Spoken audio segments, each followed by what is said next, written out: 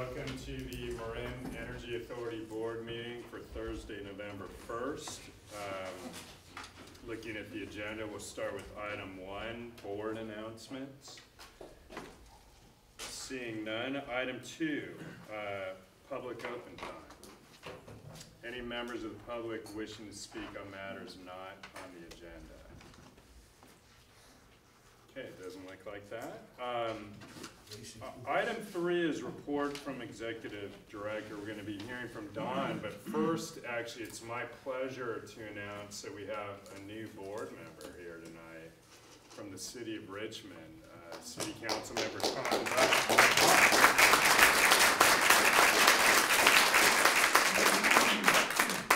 Welcome, Tom, and we're actually going to swear you in formally here. Don is going to do the honors. Great, so please stand and repeat after me. I, Tom Butt, do solemnly swear or affirm I, Tom Butt, do solemnly swear or affirm that I will support and defend the Constitution of the United States that I will support and defend the Constitution of the United States and the Constitution of the State of California and the Constitution of the State of California against all enemies, foreign and domestic, against all enemies, foreign and domestic, that I will bear true faith and allegiance to the Constitution of the United States and I pledge true faith and allegiance to the Constitution of the United States and the Constitution of the State of California, and the Constitution of the State of California, that I take this obligation freely that I take this obligation freely without any mental reservation or purpose of evasion, without any mental reservations or purpose of evasion, We skipped over that one. I'm having trouble. I've got a cold, my ears are stopped up, so forgive me. All right. so speak up, no problem.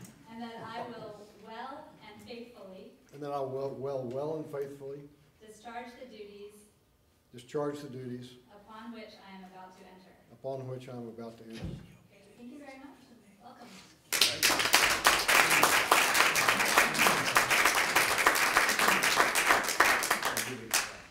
Okay, Don.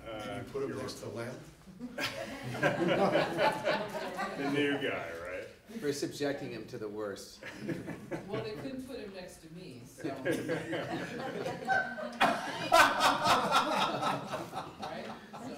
Right. On that note, Don. I have a couple of items this evening. The first is I just wanted to let folks know that we are in the process of exploring some expansion for our office. We're looking at a couple of options for some additional space because we are really busting at the seams. We've got a lot of folks in the office and not quite enough desks for everyone that's needed. So we're in discussions about that, and you can look for something on next month's board agenda. I expect we'll see some agreements there for an expansion to our space, and also we'll need to renew our agreement with Paytech that provides our phone services so that we can add a couple of lines there. The next item is I just wanted to provide an update that we are in the process of developing a contract with the Sonoma County Water Agency to provide some advisory services to Sonoma related to their CCA efforts, and there'll be more updates on that as we move forward. And then the next item is I would like to introduce Emily Goodwin, who has joined us. And Emily's sitting in the back row there, observing. Welcome, Emily. She has joined our team to provide support for many of our internal operations activities, including budget and cash flow oversight, managing reporting obligations for the agency, board and committee support, and mid-management support for our office management and our human resources team. So it's been a great relief to have Emily with us over the last few weeks. She actually comes to us with a lot of utility experience, both from PG&E and SPG Solar, but we still like you. She also has years of project management experience, including budget development and management, analysis and reporting in the private and nonprofit sector. And her bachelor's degree is from San Diego State University, not too far away, and her master's degree in applied science is from San Francisco State. So welcome, Emily. We're really glad to have you with us. The next item I wanted to update folks on is our technical committee meeting for the month of November has been moved. It typically is held on a Monday, but this month, because of Veterans Day holiday, we needed to move the date, and it landed on November 16th, which is a Friday. It will be at 1:30 p.m. And so our agenda on the website will reflect that date interesting time, but I just wanted to bring it to everyone's attention because it's not the normal time of that meeting. We will be discussing our community solar program at that meeting, along with a couple of other TechCom-related items, so we hope folks can join us. The next update I wanted to provide, to get a save the date on your calendar, we have firmed up a location and time for the holiday party for this year. It's going to be held on December 21st. That was that important stuff. From 6:30 to 10 at the Falkirk in Santa Fe. So we're really excited about the venue. There's plenty of parking. I know that was an issue last time. We will be using the traditional potluck format and white elephant gift exchange. So start thinking about what you want to contribute on that front. What day was it? December 21st. It's a Friday.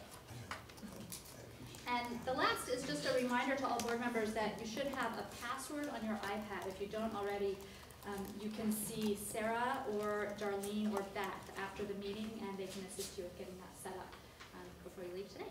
And that's it for my report. Great. Any questions for Dawn? Okay. Members of the public on Dawn's report. Item 4 is consent calendar. Hopefully everyone had a chance to review.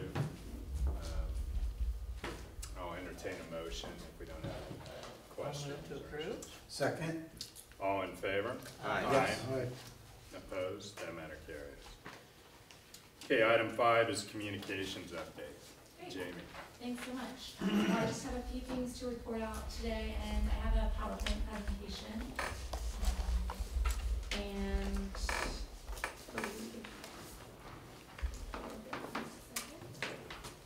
Wrong one, sorry. That's all right. Well, the first thing that I wanted to let everyone know about, I'm sure you are already aware, is that last week on Wednesday the 24th, we had a ribbon cutting ceremony at the San Rafael Airport, and that was to announce the completion of the largest solar installation in Marin County, which is a really exciting project. It was our first feed-in tariff project. Construction started in July, and we wrapped up and made it go live early last week.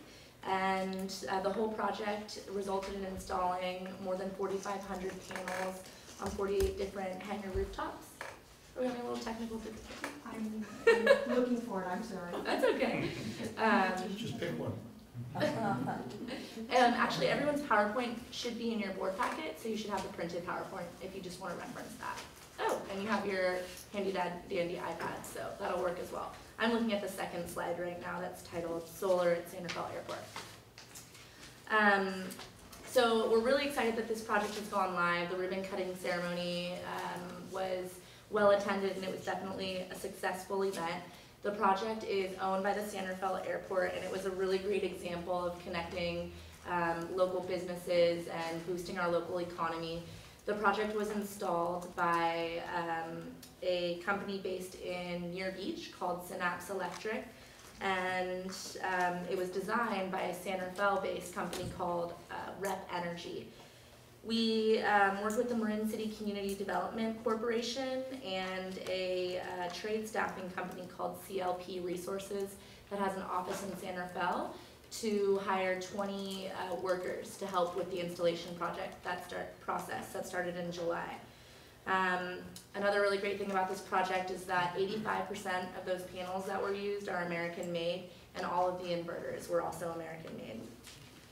So I included some photos of the solar panels in your PowerPoint, which are really great, and we just got a video back today from the Marin Media Center that'll be posted on our website of the event, and I'll circulate that link so that you all can take a look at it for those who aren't able to attend. Moving on from the San Rafael Airport project, I just wanted to let you all know about a couple of advertisements and sponsorships that we recently entered into. We booked a full-page ad in the Central Marin Community Map Book, and that's going to be distributed mid-November, so in just a couple of weeks, and 25,000 copies get distributed in the mail. It's used by realtors as well to be distributed to people who are new to Marin or buying homes, and it's also distributed in libraries and by the Chamber of Commerce. And the other thing that we're doing, which is perfect for the season, is sponsoring the Marin on Ice skating rink that's going to be at the San Rafael Terra Linda shopping mall. So this year there will be an ice skating rink that we can all go to, and there will be a nice banner with the Marin Clean Energy ad. And we'll also have our logo on their website. And then the last thing I wanted to report on is that is the progress that APCO has made. You may remember that we entered in a contract with APCO to conduct a survey questionnaire in Marin and Richmond for residential and commercial customers. That was wrapped up early this week, so the surveys are complete, and right now APCO is in the process of evaluating all of the responses, creating a reputation model, and an analysis that will be used to direct communication plans and messaging going forward in Marin and Richmond. And so we're really excited to meet with them at the next executive committee meeting, which is scheduled for November 21st. It's a Wednesday and it's at 9 a.m. APCO will be at that meeting to report all of the information, and I invite you all to attend. So that is it for my update. Any questions?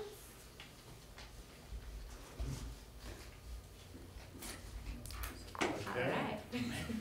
Thank you, Jamie. I'll ask a question, I can't let her go that easy.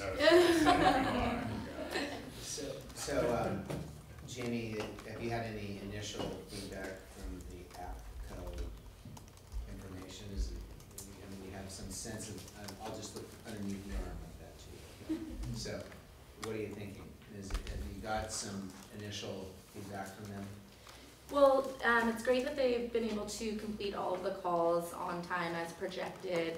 It was a large number of phone banking that they needed to do, and we have weekly meetings with them where I get an update from them each week. Things have been going well, and right now they're really just in the process, I mean, as in starting yesterday, of accumulating all the information and analyzing it. But they think that they've got plenty of information and feedback to develop a good platform for our messaging in Richmond. And one of the other things that APCO also decided to work on was an additional questionnaire for, I believe, 50 people in Richmond. That was about sort of branding and naming for Marin Clean Energy. So it was in addition to what we had originally developed with APCO. So there will be new supplemental information that will help with the naming and branding of Marin Clean Energy, specifically in Richmond. Do they get any direct feedback or information from the city of Richmond, or folks that might have some idea of how the kinds of questions to ask there and the ways that things might be effective to market Marin Clean Energy? I'm just asking if there was direct questioning to the city of Richmond representatives. Well, what they did in August before the survey commenced was in-depth interviews with people in the city of Richmond. So those in-depth interviews were used to help form the survey, but the information there will also be used to help with the communications outreach and strategy. And so those in-depth interviews combined with the information from the surveys will be used to provide a platform for us, which is what they're going to be delivering at the executive committee. Any further questions for Jamie? Members of the public on the communications report? Okay. Item 6 is regulatory update. Beth? I know, this is so early in the evening, I don't really know what to say I about never it. quite learned that yet. I have everybody's attention, this is great. And actually, it's a little bit of a wasted moment, because this is a little bit of a lighter month for regulatory. What we find is it's sort of a cyclical path that comes through the year. The final commission meeting of the year is going to be on December 20th, which means that all of the proposed decisions that the commission wants to push out by the end of the year need to be out by November 20th. And so there's a lot of targeting for that date for the commission to issue decisions by that time. This past month there weren't too many filings, but we are working on certain proactive steps that I'm going to be happy to share with you next month. So one of the issues that has come up this month, which is really going for those original board members, is going back in the day, is the CCA bond.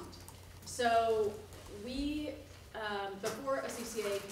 launch service, it has to post a bond with Public Utilities Commission. The bond is currently set at $100,000. So we have posted that with the commission, and it's intended to protect against involuntary returns of customers. So if MEA were to spontaneously dissolve and we couldn't give notice about the return of our customers, that is what it's intended to cover. So it's a very small risk, but there is bond in place for it. So this interim bond amount was approved in 2007. A new methodology was developed during a fairly turbulent and nascent time for CCA. The parties to the settlement were the investor-owned utilities, TURN, which is the Utility Reform Network, that they customarily represent bundled customer interests, particularly residential bundled customer interests, and the San Joaquin Valley Power Authority, which was the first one to put out an implementation plan for CCA, and also the city of Victorville, which has since also stopped pursuing CCA. This motion for settlement has not been approved. The consequences of the methodology that's in there result in some significant unfairness and volatility for CCAs. It wasn't negotiated with the existing CCA parties, so we weren't a party to the settlement, neither was the city and county of San Francisco. Anyway, so this settlement has sort of been not acted upon for the past 3.5 years. And recently, and unfortunately, San Joaquin Valley Power Authority has decided to dissolve and not pursue CCA. So they were never serving customers. They had faced some significant PG&E opposition, and in the end decided that they could no longer continue the CCA process. So SJVPA filed a motion to withdraw from the proceeding. So that's the R03-1003 CCA rulemaking. This is sort of the mother proceeding of CCA, where many core CCA issues related to the development of CCA in California started. So SJVPA wanted to withdraw from the proceeding and also from this settlement, which has been outstanding for several years. PG&E and Southern California Edison responded to this motion by agreeing that SJVPA, which is dissolved and no longer exists, should be allowed to leave the rulemaking. However, they should not be allowed to leave the settlement. And furthermore, that the settlement should be adopted because it's reasonable in light of the record. We disagree, and we actually filed comments today to that effect, and also that are, acknowledging the role that SJVPA played in California that really paved the way for us to exist as a CCA. So I'll keep you posted on any developments on the bond front. It is entirely up to the commission whether they decide to take action either on the settlement or starting a new analysis of what a bond should look like. We've recommended that the interim bond remain in place for another 3 years, and that once we have at least another CCA up and running at that point in time, we can negotiate with the commission and the investor-owned utilities to determine what a reasonable amount is for that methodology. The next item is we did file testimony in the PG&E Green Option, which is essentially a PG&E program that looks an awful lot like Deep Green. It is sort of a 100% renewable product and equivalent pricing. It looks very similar. In our testimony, we raised several issues relating to participation rates in green community choice aggregators, how this might impact communities considering CCA implementation that have more of a green bent, net effects on communities' efforts to reduce GHGs, and any anti-competitive effects of the green option. Essentially what our concern is, we believe that CCA is a much more effective option of achieving green objectives since it's an opt-out program rather than an opt-in program. And so what we don't want to see is a chilling effect on green CCAs or communities being dissuaded from launching green CCAs because the impact is gonna be that much greater. So those are our primary concerns there, and obviously we're also taking a look to ensure that there's not gonna be any cost shifting that would negatively impact our customers or, you know, impact sensitization of PG&E's customers being on this rate. The next item that I just wanna touch on is there's a new residential rate design rulemaking. I don't think that our involvement here is going to be too in-depth, but what we do want to ensure is that the rate design, any residential rate design is harmonized with SB 790, which is the recent last year CCA legislation. One of the keys to this is stability, simplicity, and customer choice, and we've very much emphasized the customer choice aspect of this. We should feel that CCA customers, any residential customer, should be indifferent. They should have a choice as to whether they're a CCA customer or a bundled customer. And then furthermore, we noted a couple of issues that relate to net energy metering and conservation incentive adjustment. I won't go into that there, but sometimes based on how certain rates are calculated, customers might not be indifferent based on certain rate structures and timing issues. So that's getting into the weeds, but that's the overall gist of what we've been looking at in the past month. And we'll have, I'm assuming, quite a lot more to share next month as proposed decisions come out. Are there any questions? Yes? I couldn't help noticing last week PG&E announced a 10% increase in sales and some increased profit too, which leads me to think that the PCIA charge might be timely to review that charge, reopen that proceeding. Yeah. Because it seems to me if sales are increasing, there's really no reason for us to be subsidizing a loss that's not occurring. Yes. Particularly if Richmond is looking to get that cost subsidized by the agency for care customers in your jurisdiction. And so, is there any possibility our agency could reopen that proceeding? Yeah, that's a very good question, and I think that there's a recognition from some higher ups that I mean, in essence, you're absolutely right. Is right now the exact moment to reopen that? It's something that we're continually looking into, and I imagine that it will be corrected, hopefully in the not too distant future. As regards to care subsidizations, that is an issue that we have previously dealt with, and so the care subsidy is collected from all distribution customers, and then the rate is returned to customers through the distribution rate. So we haven't seen any anti-competitive impacts there since that care discount responsibility remains with PG&E. But yes, I think that the issue of how non-bypassable charges generally impact CCA and CCA customers is something that we're keenly aware of, and we look forward to taking action on that in the future. Good luck. Thank you. Beth, in regard to that article, unless I misread it, it said their profits were up 50%. Is that not true? And my question is, how do they, after all their adversity over the past 2 years, how do they increase their profits 50%, or did I misread that? No, I mean, it actually said third quarter earnings, net income almost doubled to $384 million. So it was doubled, actually, more than. And that sales had increased 10%.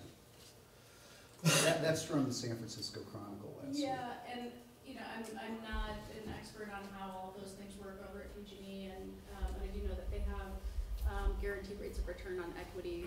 If I'm recalling right, it's somewhere around 6 or 8% or something, and so it's better than you're going to get at a CD at the bank.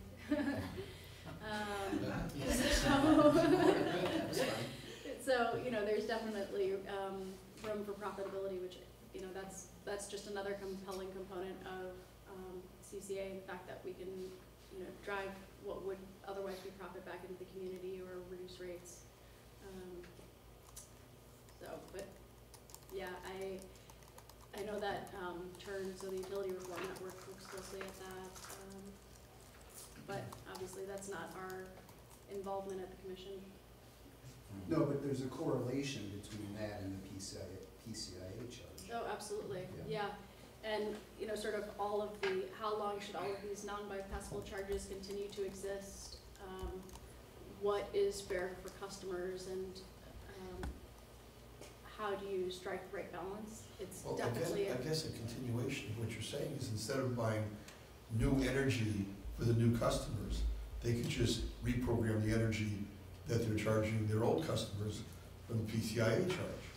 Yeah, well, I didn't quite follow that. I'm Well, sorry. They say the number of customers are increasing, Yeah, so they're buying new energy for those new customers. correct. Instead of going out to buy new energy, why couldn't they simply reprogram the energy for which we are paying in our PCIA charge, which they're probably reprogramming anyway? There's no sense in just letting it sit there. That's exactly accurate. And so, since there's load growth with bundled customers, that is an issue.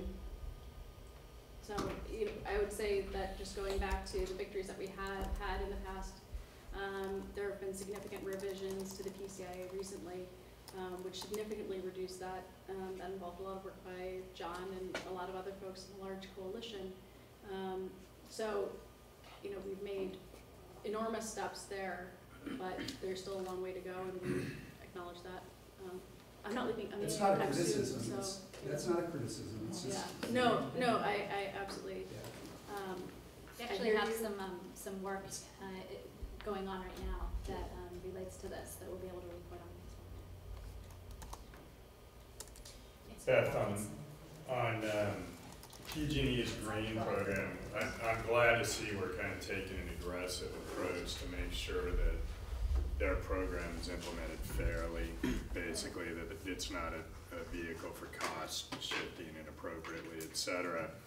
I will note, though, in the larger sense, that the fact that they're making this move, I think, reaffirms that our competition in the marketplace is encouraging them to take this kind of step toward their own version of more green energy programs.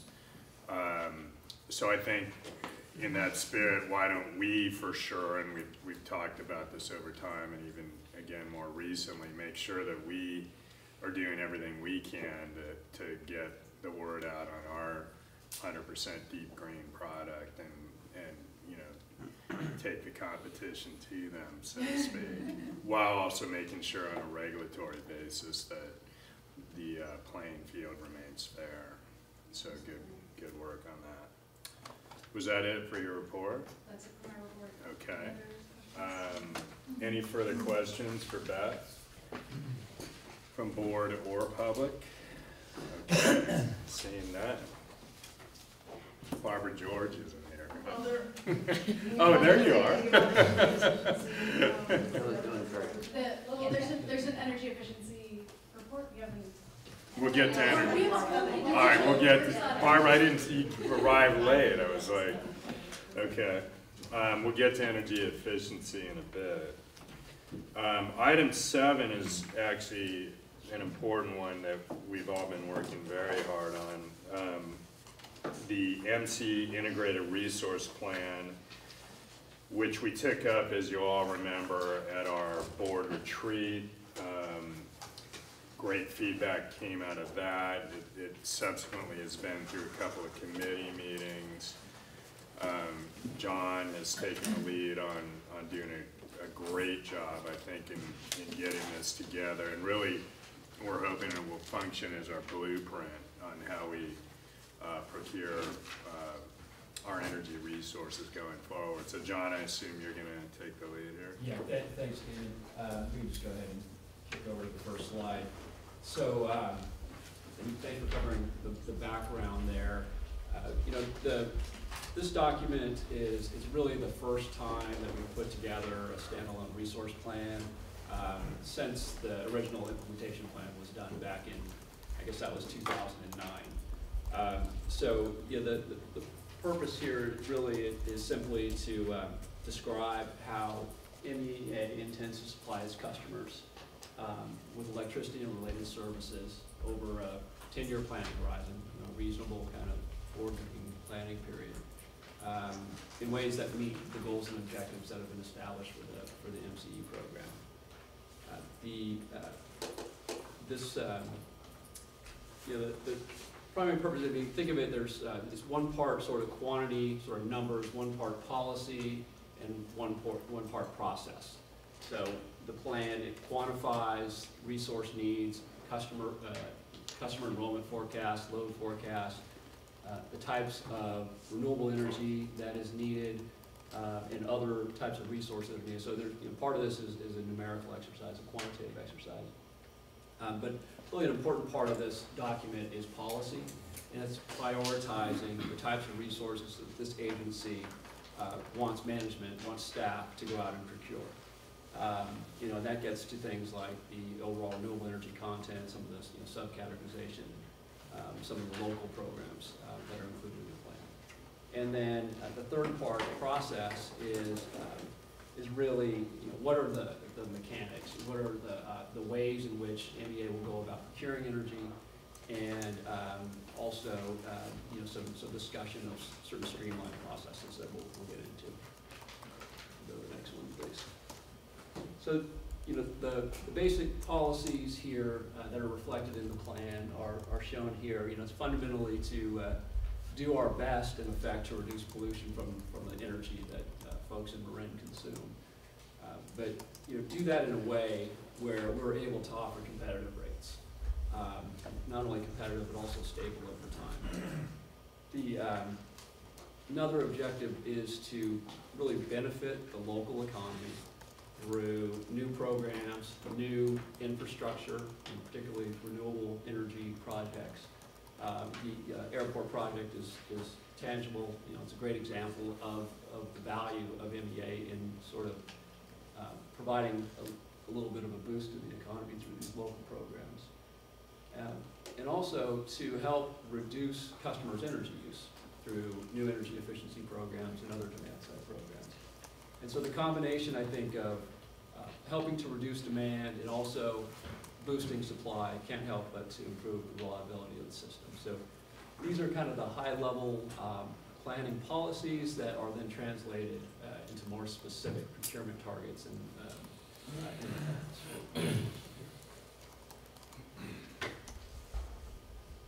So in terms of some of the highlights, and just starting with resource targets,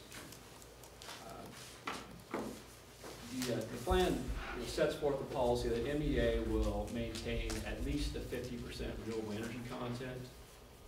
It's actually a little bit greater than that, but also make progress towards the ultimate goal of 100% renewable energy.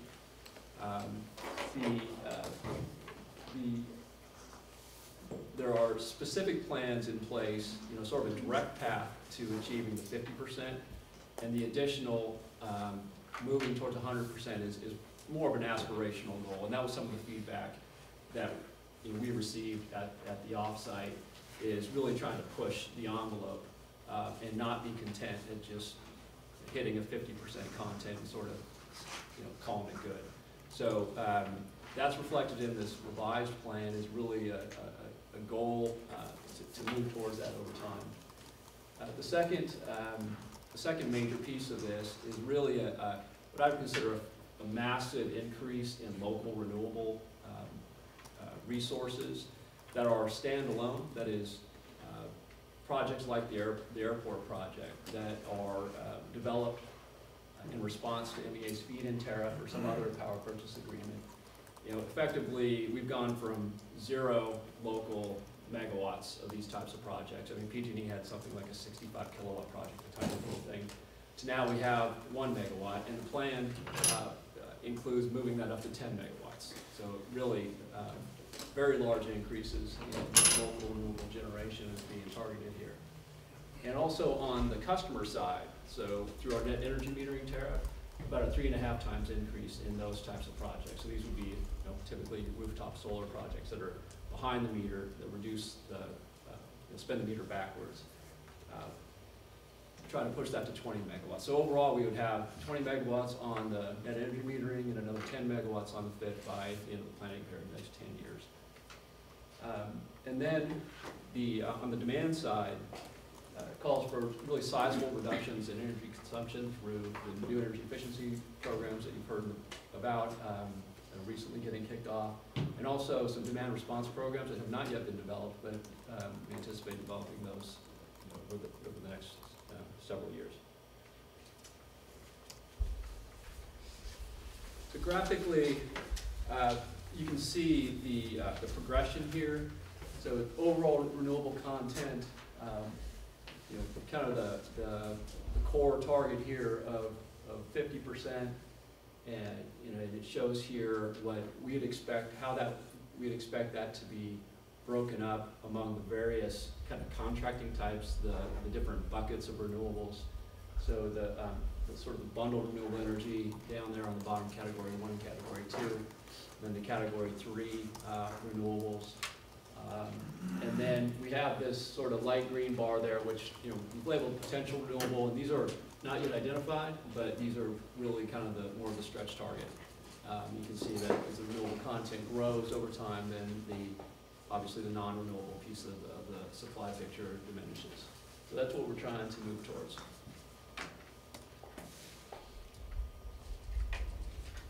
In terms of then, part of this plan is to say, okay, where do we want to get and what do we have under contract, and so what is the kind of the difference there, and what do we need to procure to get there? So in terms of what we have, right now, MEA has 14 different energy contracts with 11 different suppliers. The vast majority of those are renewable projects that have been contracted through the open season and through RFPs and through, over the last 2 years. Really the focus of MEA's procurement has been on renewable projects and making good progress there. So basically where MEA is that we've contracted for almost the entirety of the identified bundled renewable energy needs through 2016. So in terms, when we're out now talking to developers for new long-term power purchase agreements with renewable projects, we're basically telling them 2017 is what we're looking for, 2017 and beyond. For the non-renewable energy, MEA is pretty much fully contracted through the end of 2017, so it's open starting in 2018. And then for capacity, contracts are in place for virtually all of the need through 2015. Really through most of it through the end of 2014, and then there's open positions starting in 2015. So, as we go out and as the plan describes, the overall approach here on procurement is to ensure that there's a lot of diversity in the portfolio, and really that's an attempt to make sure it's really a risk management strategy where we've got a lot of relatively small contracts with a lot of different counterparties, a lot of different suppliers, different technologies preferably, different production profiles. So we don't want to put all our eggs in the solar basket, for instance. We would like to mix that up with some other more baseload renewable projects. And also we've been pretty disciplined about not buying all of MEA's needs at any one point in time and kind of hitting the market a little bit at a time over time. Again, this is an attempt in making sure that there is quite a bit of diversity in the portfolio, both in terms of the resources and the time at which you sign the contract, because prices oftentimes go up, but lately they've been going down significantly, particularly for solar projects. So we've been able to benefit from those new lower prices by just being disciplined in the way that we've been accessing the market.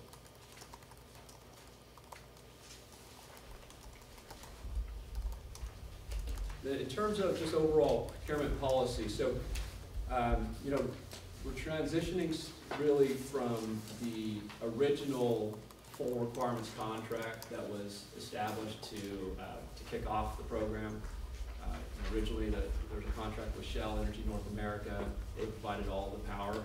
And over time, we're moving off of that. And as I said, the renewable contracts, that's been the focus of the effort. What we're working on and will soon be moving into is more on the non-renewable side. And so next year, you'll see we're going to be moving into starting to buy capacity independently to start filling the open position that begins in 2015. And then after that, then we'll be moving into sort of independent power procurement program for the non-renewable energy. We've got a little bit more time on that. We've got till, need the power in 2018. You start buying it around maybe 2015, so you want to layer that in. But that's kind of the transition plan that is laid out in the integrated resource plan. Go to the next one here. And then in terms of the process, the methods, so there are really four kind of primary procurement strategies or methods that MEA has used and will continue to use. The first one is just the sort of bilaterally negotiated agreements. And this is appropriate for standardized products where there's a lot of price transparency, where the price is known in the market, and so there's really not much of a need to go through a competitive process in order to ensure that you're getting a competitively priced product. So that's common for really short-term power purchase transactions, standardized energy, typically non-renewable energy, or maybe RECs. Those markets are kind of characterized by that, and it's typically those deals are just either brokered or bilaterally negotiated. For longer-term projects or longer-term contracts, particularly where there's a defined need that says, hey, we really need some peak renewable energy starting in 2017. You've got a long lead time. Those typically you're going to use a competitive solicitation or request for an RFP process for that. And we've done that in the past, and we anticipate continuing to do that primarily again for sort of medium to long-term power purchase agreements with renewable providers.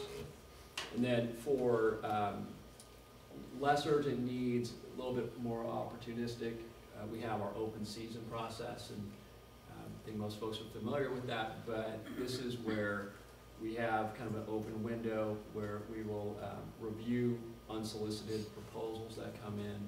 We get a lot of excellent proposals that way, and some really timely information, market information about pricing trends and availability, and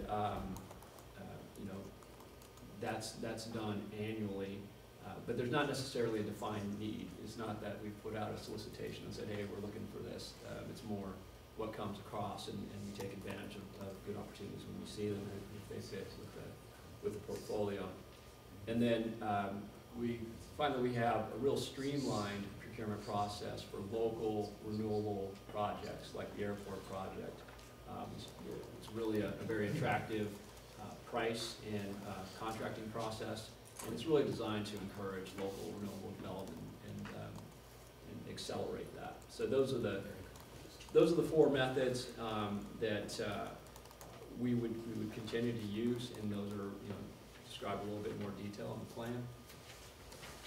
And then in terms of as MEA moves away from this one supplier, one contract model to many suppliers, many contracts, it's appropriate also for the procurement process to evolve as well.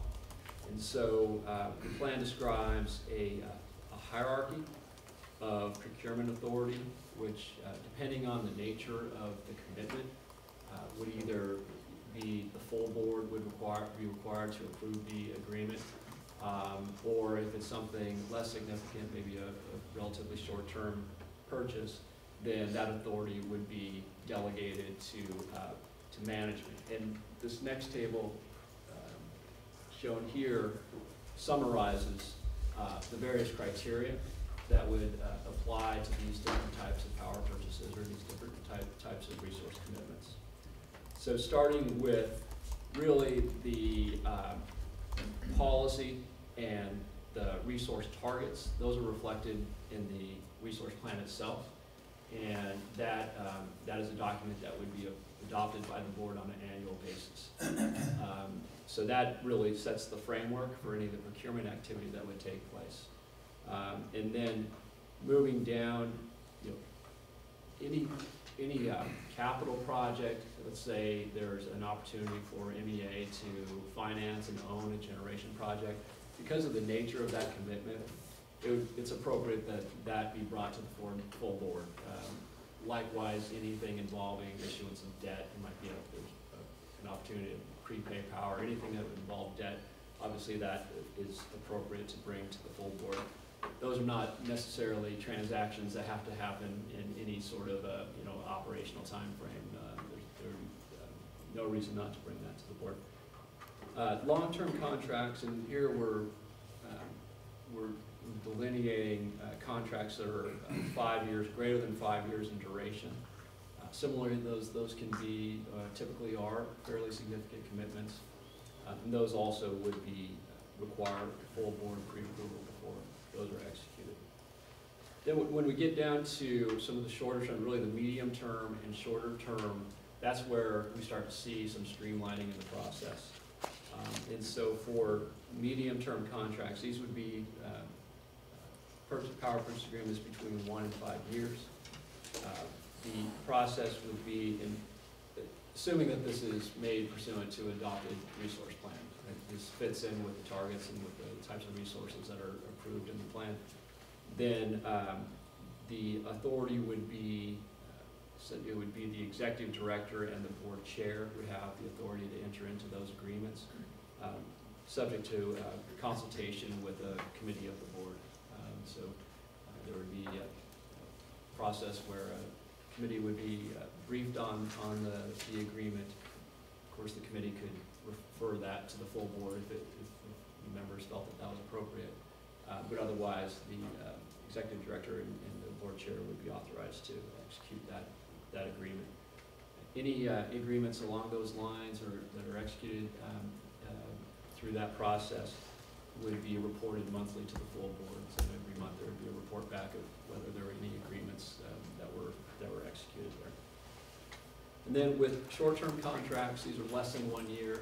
So these are typically, you know, there's not a lot of time. These are not something that you want to you know, take 2 to 3 months to kind of vet with various committees and whatnot. The executive director would be authorized to execute those as long as the nature of the procurement was consistent with an adopted resource plan. Again, there would be a monthly reporting obligation or a monthly reporting process for any of the transactions that were made that way.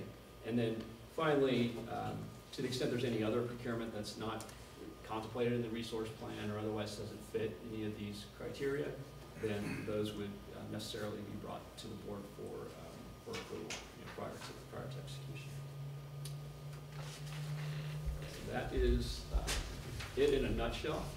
So happy to take any questions. Director Rivka. So thanks for that presentation, John. Help me out. So we're the board and you have this incredibly complex system where you've got all the procurement, all the different kinds of contracts, all the different types of energy. How do we make sure, from a risk management standpoint, that we don't run out of energy for our customers? For example, help me out with, we have, now I guess 12 cities plus the county and so many customers. Do we have just enough energy every year, or do we have extra capacity, and is that something we pay for, like as a reserve? How does that work? Right, so I think where it starts really is in the resource plan, and you know, and that's where we show how many resources we need based on the load, and then how many are under contract, and if you look at that over time, 1 year out, you've effectively got all of it under contract plus a reserve, right? I mean that's a. So I didn't say plus what? Plus a reserve.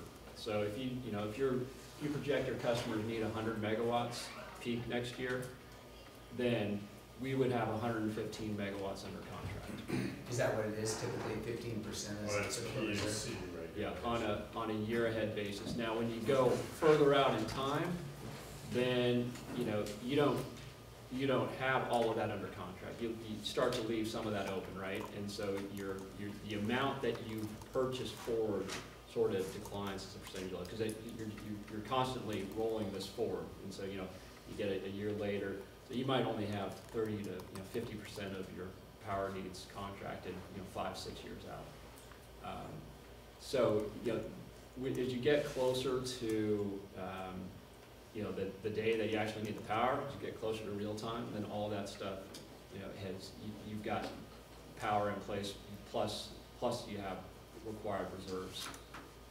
So I think it starts with the implementation, the resource plan, where you can see where the agency is from a resource perspective and where it needs to go. And like I said, what you'll see is, like right now, the agency has all the resources it needs in effect, on the conventional resources anyway, through 2017.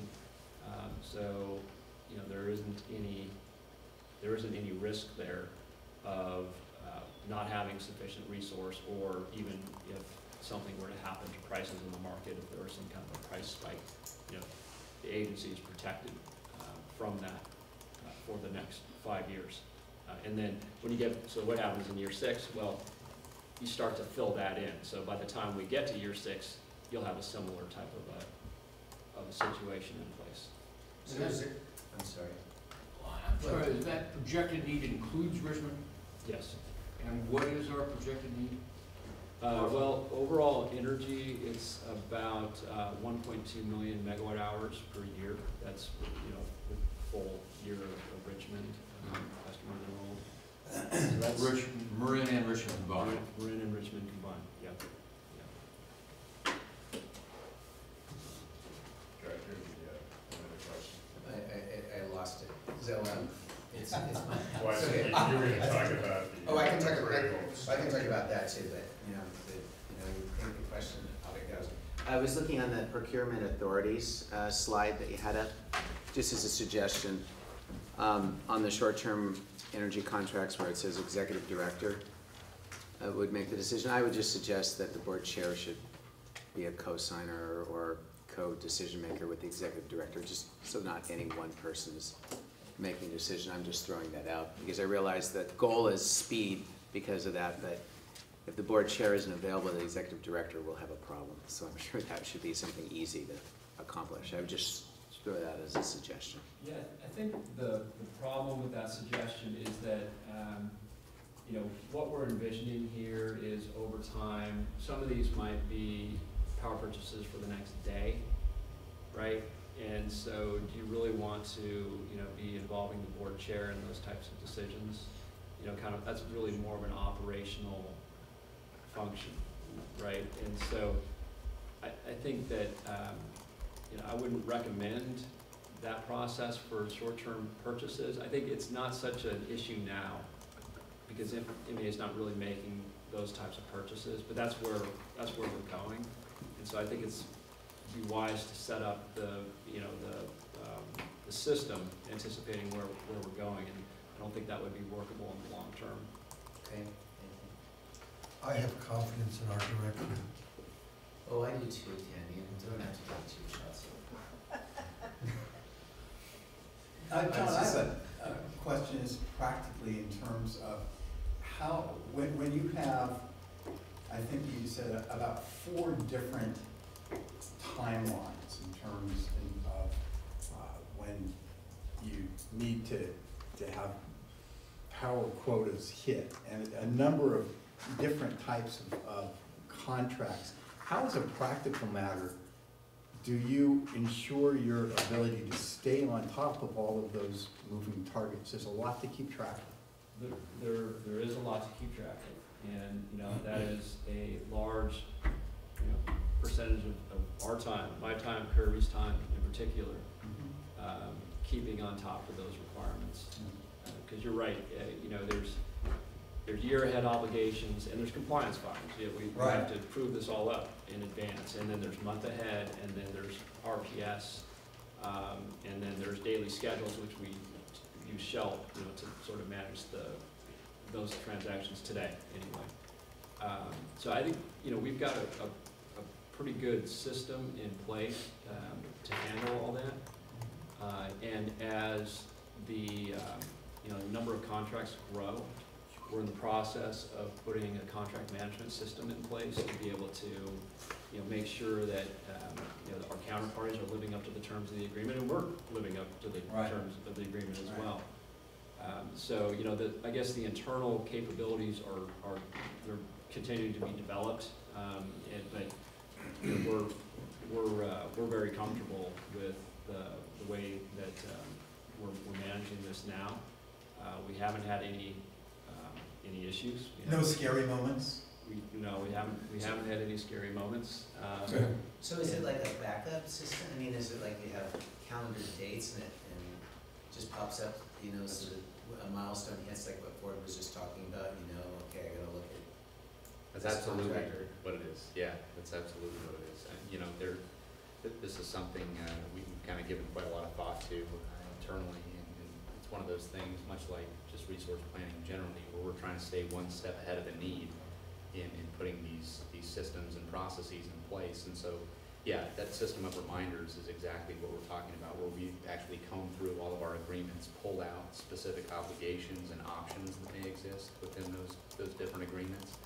And if they are date driven or time frame driven, we pulled those out, captured those, and now we're in the process of putting those into a system of reminders so that appropriate individuals are notified when those things come up, and we can keep our counterparties aware of what their obligations are, and stay aware internally of what our obligations are as well. Yeah, and we're building in redundancies now. I mean, I would say the way it's been. That was my next question about redundancies. Yeah, it has been more sort of one person responsible for it, and what we're in the process of building are kind of multiple people to, making sure, hey, this is due, and yes, I'm aware this is due, the kind of those types of cross checks. So those systems are really being developed, and I think the new person that was hired is on top of a lot of that, and that's a lot of what she's going to be doing if I've got it right, Don. So more than one person sees a deadline, just to Exactly, double check. exactly, because they are, there's a lot of them, and they seem to be growing and not shrinking in terms of just even the number of regulatory obligations. Well, in fact, one of the positions that exists on the org chart that has not been filled is a resource coordinator position that would be kind of an internal person that could work with Kirby and John, if I'm correct. Is that right, Don? Further questions or comments for John? I actually have a question. Yes. And you may have addressed this in the report, but I'm just curious because you mentioned on this one chart, the potential renewable is unidentified. And you have it going at a pretty significant increase from like 2017 to 2021. And then under your highlights of draft of your IRP, you talk about a non-renewable energy buying program will also be put into place during the next few years to begin filling the 2018 open energy positions. And I guess what I'm saying is what is your plan for at what point identifying if you're going to be able to have that potential renewable in order to know what your, because it looks like your buying plan would be significantly increased. So I guess I was just curious, since you put this on the slide, at what point do you think you can identify those potential renewable, or at what point will it maybe not increase that significantly and you'll be buying, I'm just curious what that timeline is. Sari? Yeah, no, I think that's a good question. And so that potential renewable kind of area there, those are desired, basically desired renewable quantities that we'd like to get to, but we're not sure we can based on economic and operational considerations, right? So we're effectively confident in planning specifically for the 50+%, but that next bar up is a stretch, right? So what we would do and so the question is, well, when you're buying the non-renewable, how do you deal with that, right? So the way that we would deal with that is that we would leave a little bit open, 2 to 3 years out. So, you know, if we're talking about next year, we wouldn't leave any open because there's no time to develop those renewable resources. But when we're looking out, you know, purchasing conventional energy 5 years from now, if we think we need 100, we might buy 80, right? Because we think there's some potential. And then if we get closer, as we get closer in time, and let's say we didn't buy the renewable power, then we would just go ahead and fill it in with the 20. So that's the way that we would anticipate dealing with the sort of the uncertainty there. And that's, you know, that's not that different from any of the other procurement generally. We've got contracts with you know, the 11 different counterparties. A lot of those have not been constructed yet, so there's a chance that some of those could fall through. And so you always have that level of uncertainty, but that's uncertainty that begins a year or 2 years from now. You know, when we're dealing with, you know, next day and up through the next year, you've got it all locked down. There's no hope involved in, you know, So if I show this chart to my council, that's a wish, that's a stretch. That's more of a hope, yeah. A hope, okay. Yeah. I guess that's what I wanted to clarify, so that I didn't send them off in the wrong direction. Yeah, yeah. Any further questions? Okay, members of the public.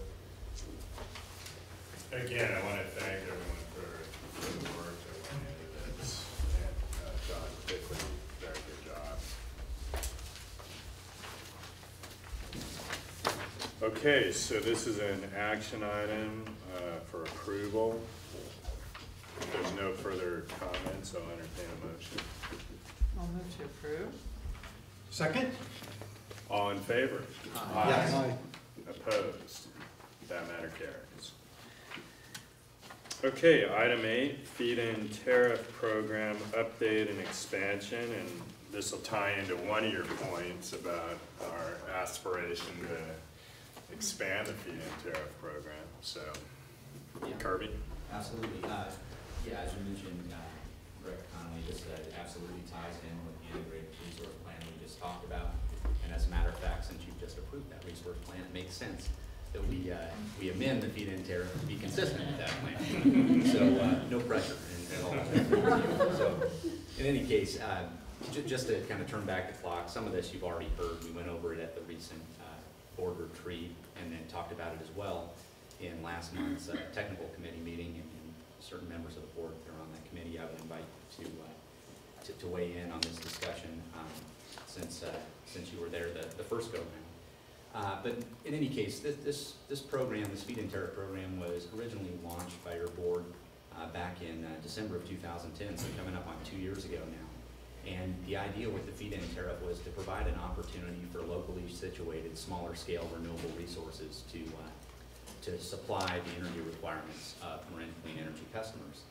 And when we originally launched that program, we did so at a point in time when we had a relatively small customer base. And in light of recent expansion and planned future expansion, it was appropriate to review the feed-in tariff to include certain changes in recognition of those planned customer expansions that have recently occurred and will occur in the not too distant future. So one of the specific changes that was mentioned during the previous discussion was expanding the participatory cap of the feed-in tariff from 2 megawatts to 10 megawatts. And so this is one of the revisions, proposed revisions, that's reflected in the draft document that you have in your board packet this evening, and hopefully you all, I believe, have a copy of the red line version of the feed-in tariff, which will certainly highlight the changes that are being proposed. One of the other elements that's being recommended as a change to the feed-in tariff is an expansion of the eligible service territory to include all member jurisdictions. jurisdictions. Obviously, we have our newest member with us this evening, and it's only appropriate now to expand the eligible service territory, not just to include Marin County, but all jurisdictions now, including the city of Richmond as well. And then the last recommended change is really related to the pricing schedules that are reflected in the feed-in tariff. And hopefully, if you don't have the document open, I would direct you to I believe it's the 3rd page of the feed-in tariff where that pricing schedule has been pasted. And what the ultimate goal here is in making these suggested revisions to the pricing schedule is to balance the competing interests of providing strong incentives to local renewable energy developers and minimized financial impacts to MC customers. And so what we did in taking a look at the existing pricing schedules is we, one, realized that the pricing schedule would only accommodate development timelines that extended through the 2013 calendar year. Where we're at now, nearing the end of 2012, we really need to move this from more of a pilot program, which it has been, to more of a program that's going to exist in perpetuity, acknowledging that many of these projects, in order to get to the 10 megawatts, will take a number of years to put in place. And so lifting that time-sensitive boundary, if you will, on pricing was one thing that we wanted to do. Another was we also wanted to put certain incentives in place for kind of first-to-market projects, if you will, to incentivize near-term action by developers. And one of the ways that we did that is we cited 5 conditions, and these conditions are all based on various breakpoints, if you will, that are set in 2 megawatt increments. And so the idea is that there would be a gradual decline in the price that would be offered in the feed-in tariff. And that generally makes sense because there have been very significant reductions in photovoltaic solar pricing over the last couple of years. And one of the things that I think we want to recognize is technological improvements are likely to continue, and it would be our hope that over time, these prices would still be supportive of local renewable project development at a very high level. And of course, if we observe along the way that these prices aren't supporting local renewable development at a level that we'd like to see, we can always go back and revise these prices. So this is really kind of a snapshot in time that we will go back and review likely on an annual basis to make sure that the pace of development is satisfactory to your board. And if that's the case, we'll leave the prices unchanged. And if not, we can revisit how it is that we might want to structure these to promote additional renewable project development. But I think one of the kind of key features to highlight in this pricing schedule is that the price won't be reduced for subsequent projects until the capacity limit, the specified capacity limit, has been surpassed. So for example, our most recent feed-in tariff project, the San Rafael Airport, it's close to 1 megawatt, but it's not exactly 1 megawatt, it's 972 kilowatts. And you can imagine if we had 2 of those projects under contract, we wouldn't exactly be at our first 2 megawatt hurdle just yet, we'd be right under it. And we don't want to impose a penalty on the next project to hop in the queue because they surpass that 2 megawatt limit. So we're going to go ahead and give that project the highest possible price per the schedule until we surpass that hurdle. So hopefully that makes sense to you all, and I think the language here kind of captures that fairly well.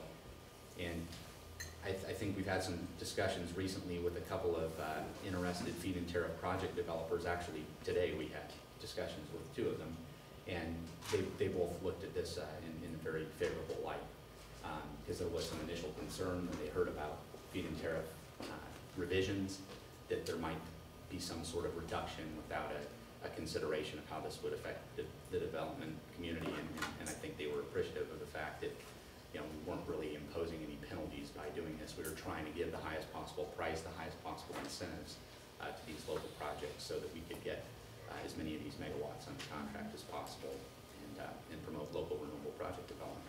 So each project itself would still be 1 megawatt or less. Correct.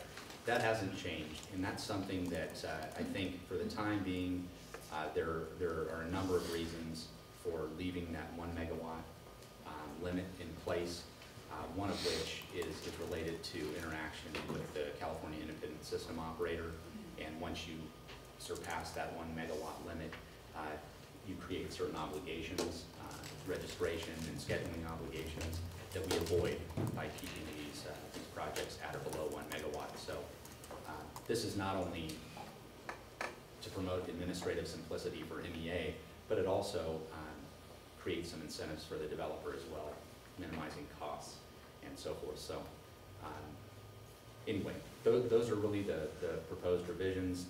There's 3 of them: increase in the participatory cap, expansion of the eligible service territory, and a restructuring of the price schedule.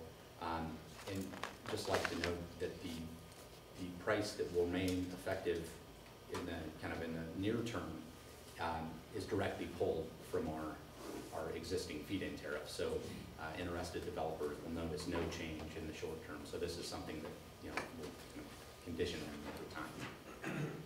That's all I have. Yeah, it's been very encouraging to see the interest in participating in this. So I think it certainly makes sense. Any board members have any questions or comments on this item? Again, it's consistent with our resource plan, which we just approved. Members of the public? Okay, well, I'll bring it back to the board then. And this is an action item to approve these recommended changes. Can I have a motion? So moved. Second. All in favor? Aye. Opposed? That matter carries. Okay, item 9, energy efficiency program update. Becky. Hi. I'm going to go ahead and move to the dais so I give you some visual interest moving your eyes from one place to another. I'm just sitting in front of the screen. So hello, my name is Becky Milton. I'm the efficiency coordinator, and since I've been hired, we've had an opportunity to get this program moving a little bit.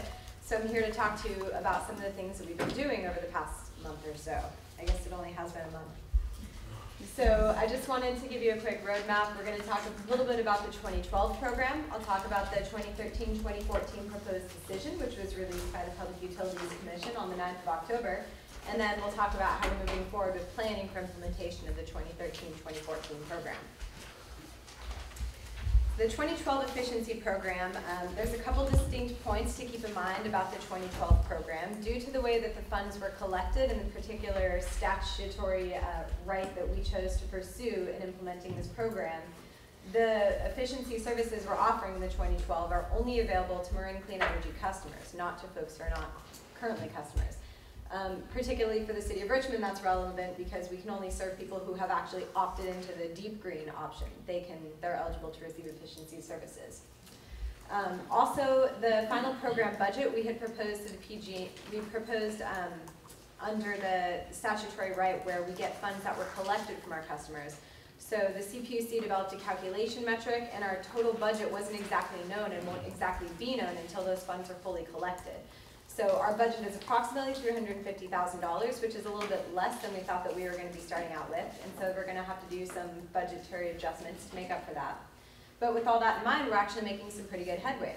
We've been moving forward with finalizing the program processes. We're determining some flow charts to envision what it looks like for a property owner to move from interest to intake, application process, the audit and assessment processes to evaluate the efficiency opportunity at their house, actually get the measures installed, the final QA/QC and quality assurance, quality control on those measures, and then sending them a rebate check so that we have a completed project. Something that we're also considering when we're moving through these program processes is how we want to make them different for more comprehensive opportunities versus shallower opportunities. Whether or not a property owner has funding that they want to contribute to the project, whether or not the funding can be available for low-income sectors. these types of considerations, the type of property owner that we're dealing with, makes a difference in the type of project that we can do. So we're refining the processes that we're envisioning depending on the type of customer that we're dealing with, so we can make sure that we have a customizable program that has the greatest amount of opportunity based on the customer class that we're dealing with.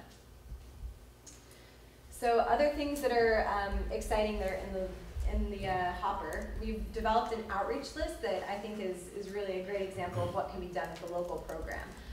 We took the list of customers that we have, and we were able to identify from that list of customers who our multifamily customers are. We cross-referenced that with assessor data. So now for all of our customers, we have address data and we have number of units on property. We can tell from the assessor data and from our customer data if it's a master metered property, meaning all of the units are on one account, or if it's individually metered. This is really nice information to have because it all makes a difference in what kind of opportunity you can find.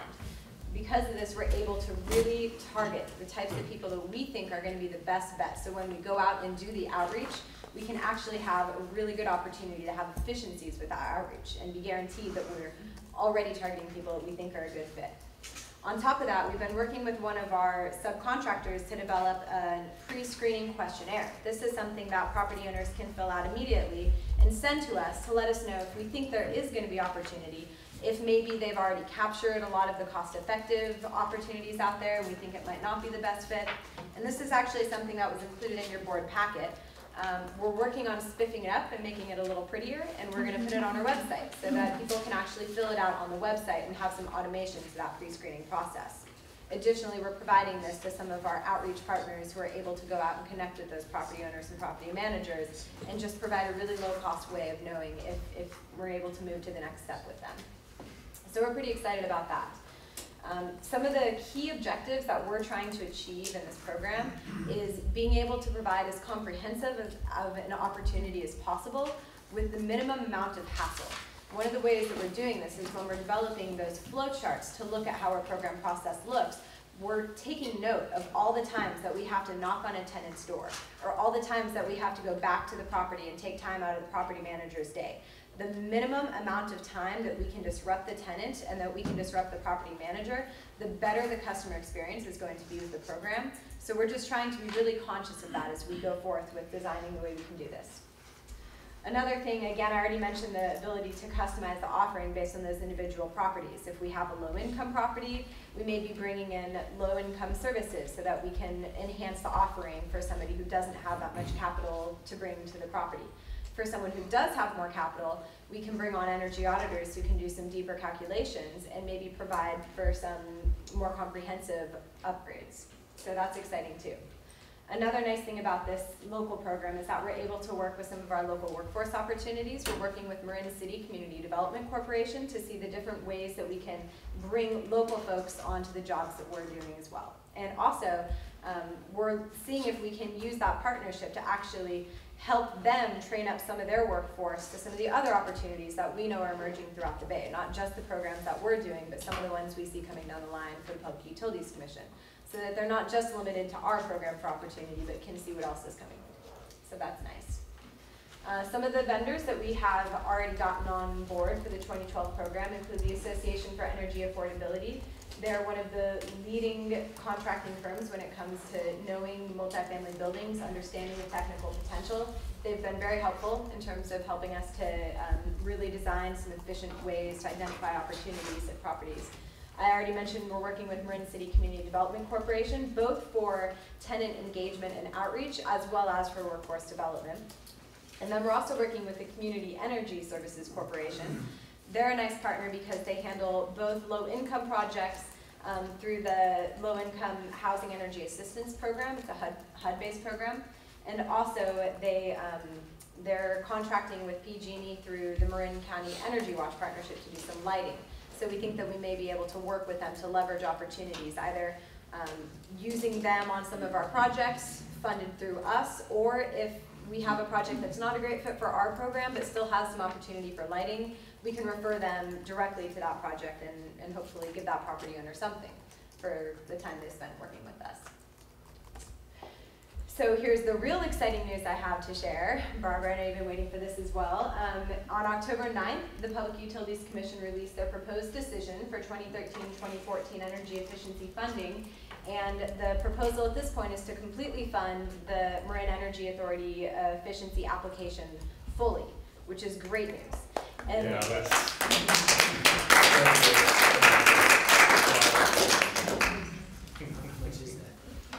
part of the reason that makes this such a great opportunity and really shows how Marin Energy has established such a good repertoire with the Public Utilities Commission is that you can compare our application to some of the regional energy network applications, which is the first time that they were allowed to be brought forward by local governments applying to the Public Utilities Commission for funding as well.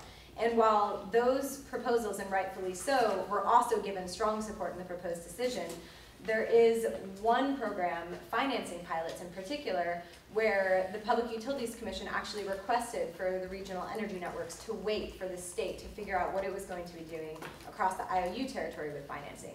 But in the case of Marin Energy Authority, they actually gave us the go-ahead to charge forth with our pilot. And I think, given the way that our organization can be so nimble and so quick, this means we're going to be leading the state in terms of these financing pilots. So that's really exciting news for this organization. It also puts us in a leadership position with respect to multifamily programs. The Public Utilities Commission is working to avoid overlap of programs to the greatest extent they can. So if there's already an existing statewide program, they don't want us to offer something that competes with that program or overlaps with that program. The one exception is multifamily. Multifamily is a really hard to reach sector, and the Public Utilities Commission recognizes this. So they actually approved several different approaches, including Marin Energy Authorities, which is a little different than the state approach. What this means is that we're now asked to be involved in a statewide best practices forum. So we're going to have to come back to the Public Utilities Commission probably 2013, middle of 2013, to talk about some of our lessons learned initially, compare across some of the other programs that have been gaining success or learning hard lessons, and help to sort of move the state forward in that regard. So that's great news too. So next steps in the proposed decision, it's not official yet. Reply comments, first round of comments is actually due on October 29th, and we did submit comments to the Public Utilities Commission, both thanking them and commending them for the strength of the proposal, but also pointing out some things that we would have liked to see a little bit differently. And I should mention in that regard, what we're talking about specifically is the oversight that the Public Utilities Commission will have from our programs related to the evaluation, monitoring, and verification of the program. So they want to hold us to the Energy Efficiency Policy Manual, which is not a bad thing, but it doesn't have any language about community choice aggregators. It hasn't been updated to reflect the presence of community choice aggregators in the efficiency market. So we're just making sure that the CPUC is aware that some updates need to be made. After that, we have reply comments due on November 5th. I'm sure you can imagine that a few other utilities, who shall not be named, submitted comments to the Public Utilities Commission related to our proposal. So we have to do a little bit of work to make sure that we can protect ourselves and make sure that the Public Utilities Commission understands where there might be some inaccuracies in some of the other comments that were brought forward. We're looking to have some ex parte meetings with some of the commissioners prior to November 8th. November 8th is the business meeting where we do anticipate the Public Utilities Commission taking action on this. Now, would you like some of us to maybe participate in the ex parte meetings? Yeah, I mean, I'll definitely defer to Dawn, taking the leadership on that. We are waiting to get a few possible dates from 2 commissioners' offices. As soon as we do, we'll be looping out to bring 1 or 2 board members with us. It would be great if y'all can participate. So maybe board members can think about that. For those who haven't done this yet, it's a good experience and kind of part of what we do. So it's likely to be pretty short notice, and it will have to be within the next 7 days. That's right. So this is, and you can correct me if I'm wrong, but I believe this is set as a rate-setting proceeding, which means that if you meet with commissioners, then there's equal time rules, which I believe is what we're seeking ex parte meetings under, which means you need to have a 3-day advance notice. So there will be 3 days notice. Monday. Pardon? By Monday. Yeah. But also there's the opportunity to meet with advisors, which is also very valuable, especially in these types of circumstances where, you see proposed decisions be revised in ways that aren't always optimal. So it's good to get in there so that folks really understand what the program is, and that the face-to-face interaction is very helpful.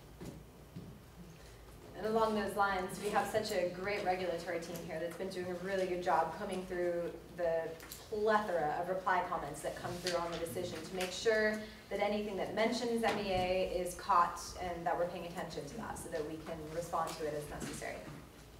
So it's really wonderful. So the good stuff about the program, I get to talk a little bit about what we propose and what we hopefully will be delivering starting in 2013. What I didn't put on here, but what I do want to mention is that starting 2013, we can service any customer in the Marin Energy Authority service territory, regardless of whether or not they're currently a Marin Clean Energy customer. So this means that also we'll be eligible to serve customers in the city of Richmond, or citizens in the city of Richmond, I should say, not necessarily just customers. So along those lines, we're looking to have a multifamily, small commercial, and single family program elements. We also have our financing program element, as I mentioned, and we'll be working hard to coordinate with regional programs. So that's something to keep in mind. While the Public Utilities Commission did endeavor to make sure that there wasn't overlap between programs, PG&E has a huge portfolio, and sometimes there is a little bit of overlap that happens. So we just have to work really closely with those programs to make sure we're not stepping on each other's toes. The next slide, we'll talk a little bit about the multifamily program. We're hoping to the greatest extent possible to leverage what we're doing in 2012, continue the good relationships that we develop. Hopefully we have a pipeline that we get to develop as part of 2012 and we can fulfill more projects in 2013, 2014. I'm also hoping to articulate more clearly sort of a 3 paths of entry depending on whether it's a low income or subsidized property, whether it's a market rate property, or whether it's a mixed income property, where there might be some subsidized and some market rate. So that's something that I'm hoping to clarify a little bit more in 2013 as we have a little more funding and more opportunity. Our small commercial program is really exciting too. It's really geared at helping small commercial businesses that don't have a lot of capacity to investigate rebate programs, to bring on energy auditors, and it will essentially offer turnkey services to these entities. It will come in, provide an audit for them, identify opportunities. We can do much more comprehensive measures than what's offered in the PG&E portfolio. So instead of just being able to change out light bulbs, which is what a lot of existing programs do, we also can help take care of building envelope, HVAC measures, things that can be a little more big ticket and harder to replace. And then our single family program is actually completely a web-based energy awareness program. It's sort of an interesting model where it provides homeowners access to information about their energy use, helps make recommendations to them about how they can improve it, and also is integrated with our rebate programs, with financing programs, and with other rebate programs around the area to inform consumers immediately about what some of the opportunities might be for them in terms of saving money and getting rebates for their actions. One of the other things that I think is particularly interesting about the software tool that we're thinking about moving forward with is that it allows the property owner to optimize which measures they want. So is your greatest concern saving energy, or is your greatest concern reducing your carbon footprint? Or maybe you have a child with asthma and your greatest concern is indoor air quality and health and comfort. The software program will actually optimize the measures that are recommended to you based on your chosen set of values. So that's a really nice feature that isn't very common in a lot of these software tools. And again, finally, I want to talk again about the financing element. What we're talking about doing is an on-bill repayment program. This will show up on your bill as a line item that's right there next to your energy charges. And what it really enables is sort of 2 things. For the one, we're going to be able to offer this in all 3 segments, multifamily, single family, and small commercial, helping property owners to finance what they can't actually pay for out of pocket. The ability to offer that integrated kind of program is very unique, and we're hoping that it really can increase the uptake because, as many of you may know, people may want to do the right thing, they may want to save money on a monthly basis, but they don't have the capital necessary to make the improvements right off the bat. The other nice thing about on-bill repayment is that the measures that you've taken to reduce your energy use should result in savings which show up on your utility bill. So the fact that your debt service shows up right next to your energy bill can really help consumers understand, oh, I'm saving the money here, that helps me cover the costs here. And it can create a much better situation in terms of understanding their debt obligations and their cash flow responsibilities. So we're very excited again to be leaders in this area. this will be the first on-bill repayment program that's eligible to be offered to single-family consumers in the state of California, and one of the only 4 or 5, I think, in the country. So that's great news. And then finally, our standard offer pilot program is an opportunity for entities to basically bid into our resource requirements with energy efficiency. So instead of bidding in with distributed generation, renewable generation, they'll be able to say, hey, I see that you need to need this much energy to serve your consumers. How about I come in and provide a megawatt of that energy through reduction, through demand reduction. So there's a lot of details to be worked out about that program, and I'm going to be working real close with John as we do look at those details, but it's also really exciting and also very innovative. I believe this was modeled off of something that happens in Massachusetts. There's a few East Coast states that do this where their renewable portfolio standard, you can actually meet it with efficiency as well as with renewables. So it's been done on a statewide level, but it hasn't been done on a micro level like this, and it could be a really interesting way to allow some innovation in the regional area.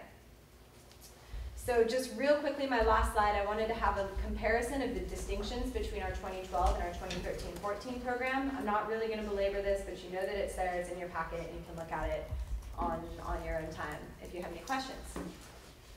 And then I think that's it. There's a few appendix slides that are in the packet if you want to take a look with budget detail and TRC detail, but they're a little wonky, so I left them. So if you have questions, let me know. And that is the rest of my presentation, so I will make myself available if you need any clarifications on anything. My question was, I thought I heard you, when you were talking about 2012, say that eligibility was only deep green customers, but in your little chart it says only MEA customers. Yeah, I have a problem with talking too fast. I'm going to blame that on myself. I just want to make sure I understand. Yeah, what I meant by that is that only Marin Clean Energy customers are eligible, and because of the way the Richmond rollout is happening, in the city of Richmond, you can only join Marin Clean Energy by choosing the deep green option. So in Richmond, you have to be a deep green customer to be eligible for our efficiency services. But that's 2012, not 2013. That's 2012, not 2013. Although I did hear today that we have at least one Richmond deep green customer. So that's exciting. So we should get in touch with that person and see if they're All right, Tom. Help me out with the on-bill program. Is the source of that money is the energy efficiency money that we got from, what's that money for that? Yeah, it's actually a really good question, and I'm glad you prompted that one. So the source of the capital, the majority of the capital, will be private party. So we're actually negotiating with financial institutions to bring that money to the table. They basically will lend loans subject to some conditions that we negotiate. What we're bringing to the table from the efficiency dollars is a credit enhancement. And in this case, it's going to be most likely a loan loss reserve fund. So the situation in financing right now is a lot of banks are uncomfortable lending to energy efficiency because they don't understand it. They haven't seen a lot of loans like it. They don't know how to evaluate the risk. And when they do lend, they tend to lend at high interest rates because they don't know what the risk is, so they default to high interest rates. So what a loan loss reserve is it sits unused until there's a default. And then the loan loss reserve, the credit enhancement that we're funding with our energy efficiency dollars, pays for that default so that the financial institution doesn't have to suffer any losses, up to a certain cap. So most likely we negotiate, okay, we'll cover 10% of total portfolio of loans with this loss. And so when you hit this 10% loss, all the loss after that you have to incur out of your capital, but up until that point they're protected. Where does the reserve come from? That's through efficiency dollars, through the Public Utilities Commission. Any further questions? Can I just make a comment? Becky, I really want to compliment you. You have pulled this program together so quickly. It's really exciting. It's fantastic. Really extraordinary. Yeah. I can't take too much credit. There was so much good groundwork laid before I came, so, yeah. We'll let her take lots of credit.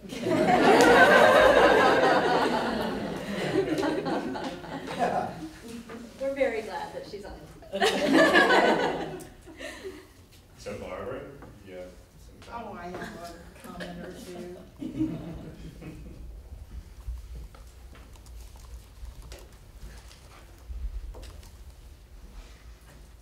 I also think it's wonderful how fast Becky is making this happen. And anyway, just, I work a different angle of it. I love the, you know, the on-the-ground stuff.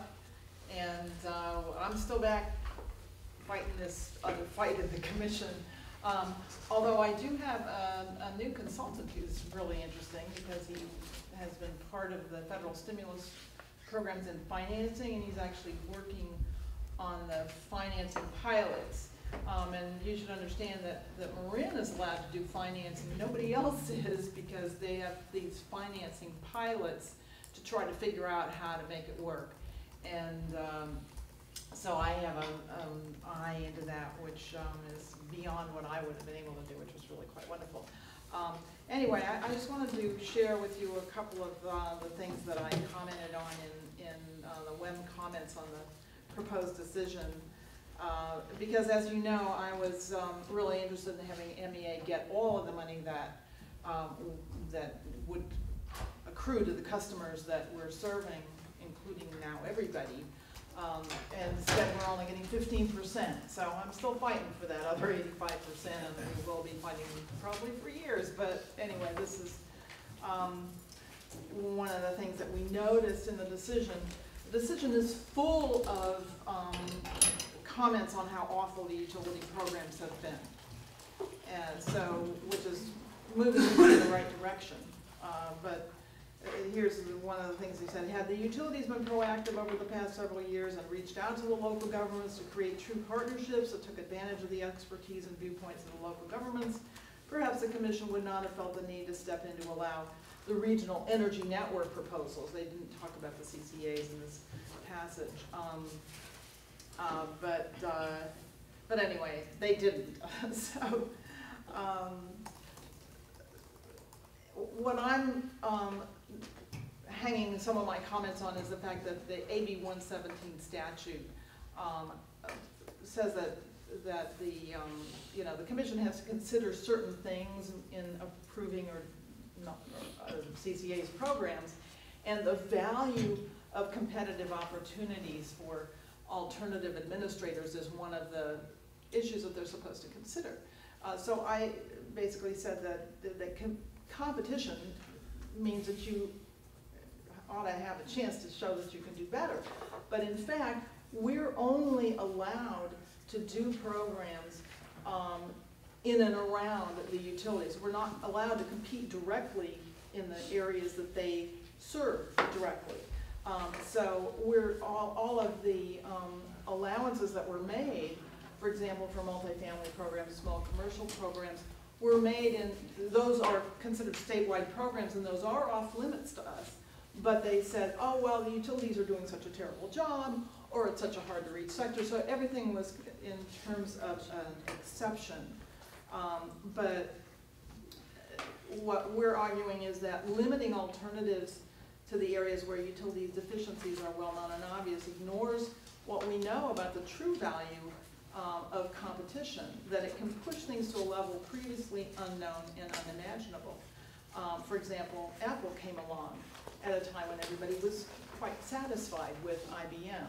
So we need to be able to compete directly on all, you know, all levels, and that's what we're fighting for.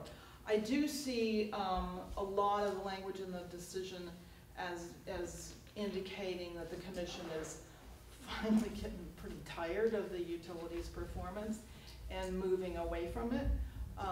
But you never know what will happen in the next couple of years, because these programs are going to be, you know, they say we're in a transition, but we don't know where we're heading in this transition. It appears that we have some independence being authorized, but we don't know whether that's, you know, whether that is going to be more independent later on. And I think that it's worth, you know, keeping up this fight in the meantime. So we'll probably file something called an application for rehearing, which is a huge headache, but at least it'll keep the commission apprised of, you know, that this is not satisfactory for MEA or for any other CCAs as far as I know. So. Thank you, Barbara. Any further questions or comments on this item? Okay, well, great. Well, Don, we'll take direction. Beth, Yeah, I just want to make a comment also that, that Jeremy has been taking the lead on the regulatory front, and his efforts have been really tremendous, and so I just want to acknowledge his efforts on that front as well. And again, that's a key piece, so let us know what we can do in connection with the ex-parte meetings or other regulatory actions. Okay, well, great. Also, I'd like to thank several of the directors here who have provided us connections and leads to folks that manage property or own property, particularly multifamily property in Marin County. That's been really helpful to us, and we appreciate that. And we're open to more of that, although we have a pretty good handle on some properties now. We're certainly open to hearing about others, and we'll be following that. So thank you. Great. Item 10 is a proposed resolution regarding MEA and the California First PACE financing program. Okay, I'm going to make a few comments and then turn it over to Becky to say a bit more about this. As many of you know, the Marin Energy Authority has been exploring the idea of launching a PACE program for a couple of years, and we've gone down a few different tracks to see what would be the best way to launch this type of program, what's the right timing. We've been monitoring what's going on at the federal level and kind of looking at potential legal constraints and looking for kind of a window of opportunity to move forward with this program. We also brought this topic to discussion recently to an ExCom meeting a couple of months back. We've actually had 2 ExCom meetings now that have focused on PACE, and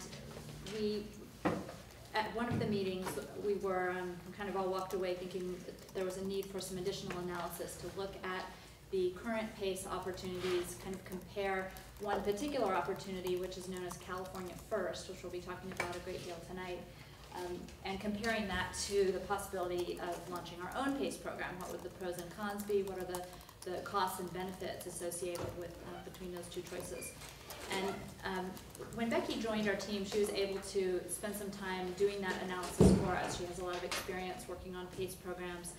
She's been with the CPUC and the CEC, where there's been a lot of discussion of these types of programs and other finance programs. And so she was able to provide some additional analysis for us and has helped us with recommending some next steps. And as we discussed in the last executive committee meeting, we are recommending at this time the consideration of joining the California First program and assisting our cities and towns with joining that program as well. So I'm going to turn it over to Becky to explain some of the pros and cons that were laid out here in the packet for you and answer any questions that you have. Thank you.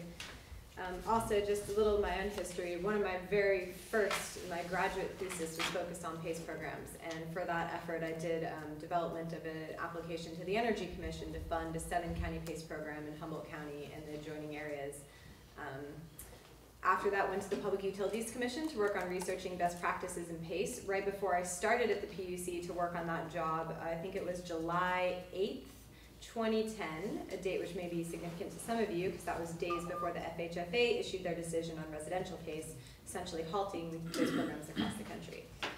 Most recently over at the Energy Commission, I did work as contract manager for 3 of the, at the time, 4 operating commercial PACE programs in the country, including County of Sonoma, City County of San Francisco, and City of Los Angeles. So it's over that breadth of sort of different approaches to PACE that I've been able to develop some of the experiences that inform this. So just so you know, with not necessarily a week's worth of research that went into this, this analysis. I just want to briefly talk about some of the information that is in your packet so you have an understanding of what's before you. One of the sheets is a matrix that we developed that compares first the California First program to doing an in-house regional program.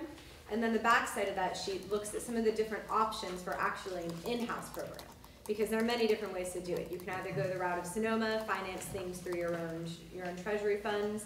You can go the route of City of San Francisco, City County San Francisco, and essentially look for completely outside financing called an open market financing program, or some hybrid of the two. And so that's what this sheet is. Another sheet that's important to draw your attention to is the California First Program term sheet. And this talks a little bit about the California First Program specifically. So we're here because through this analysis, we really think that there's some value in pursuing the California First Program. And it's not the position of Marin Energy Authority as a JPA to move forward with this program, but really it's for the counties and the cities in this area to take leadership on this issue. And so we're coming through in a supportive position to help provide some affirmation and help the cities and counties know that we've done some analysis and we think that this is a good way to move forward. Additionally, this resolution that you have before you would identify Marin Energy Authority in sort of a county representative role, interfacing with the California First Program. That's one of the other things I have to draw to your attention is that the resolution actually does need some corrections.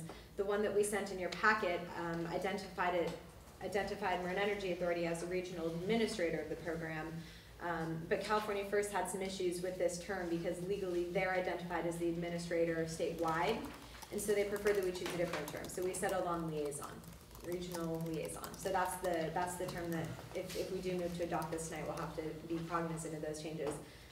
Additionally, this is my mistake, I take responsibility. City of Corte Madera, we had to change to Town of Corte Madera. So, still a little green, sorry about that.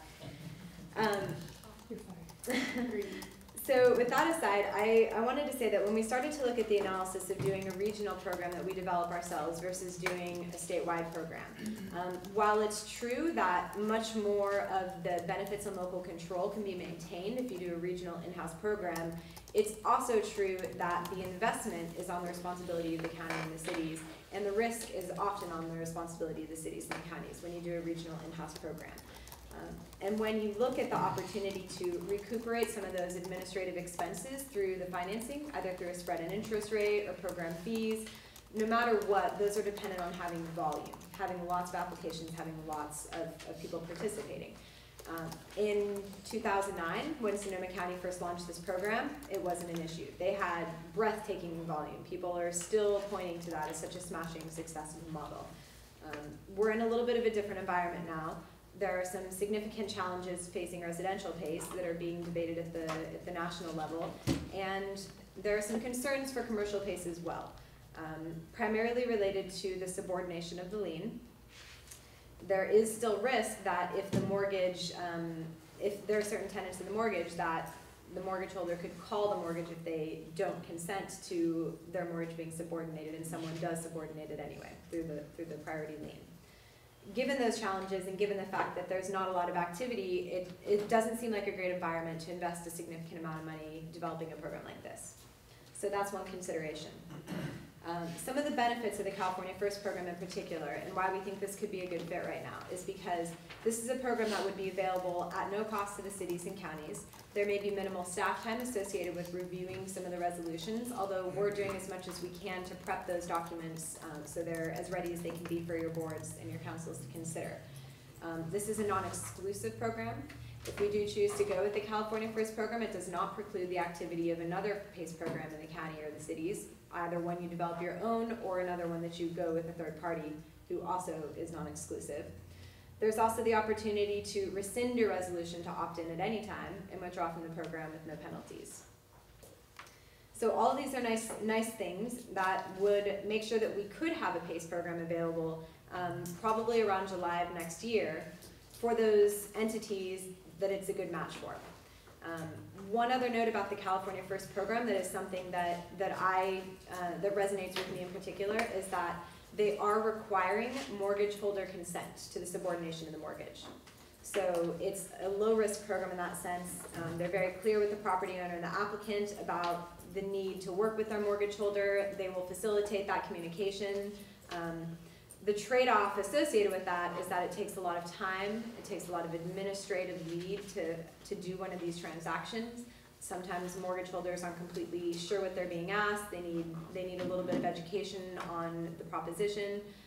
It also, because it's an open market financing program, it allows the mortgage holder to finance the project if they choose. So it gives the mortgage holder first right of refusal. Mm-hmm. But as it says in the chart, for California First, it's only commercial, not residential properties, right? Mm-hmm. So that's a good distinction.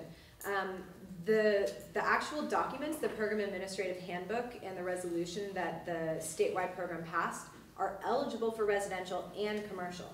They're just choosing not to pursue residential at this point in time because of the uncertainties at the federal level. So if and when those issues are cleared up with the FHFA, they are prepped to do a residential program with no further action necessary. When Sonoma had it, I know it was different, but they had it as part of their property taxes, I believe. So it sounds like with this program, it's more connected to the loan being subordinate to the first mortgage. So would that mean that then it doesn't move to the next person? You know, so I mean, in Sonoma, it would go to whoever had the property because it was part of the property taxes. With this one, it sounds like somebody would have to reapply, and it wouldn't go to the following person. It actually is still the same structure of financing. So the open market model means that instead of Sonoma being the one to pay for the project, it's a third-party financer who would pay for the project. The project is still secured by a first priority lien, is still tied to the property tax, and does have all the benefits associated with that. Transfers with the property, alternative underwriting criteria are associated with these projects because they're not evaluating the borrower, they're evaluating the project, and it's tied to the property.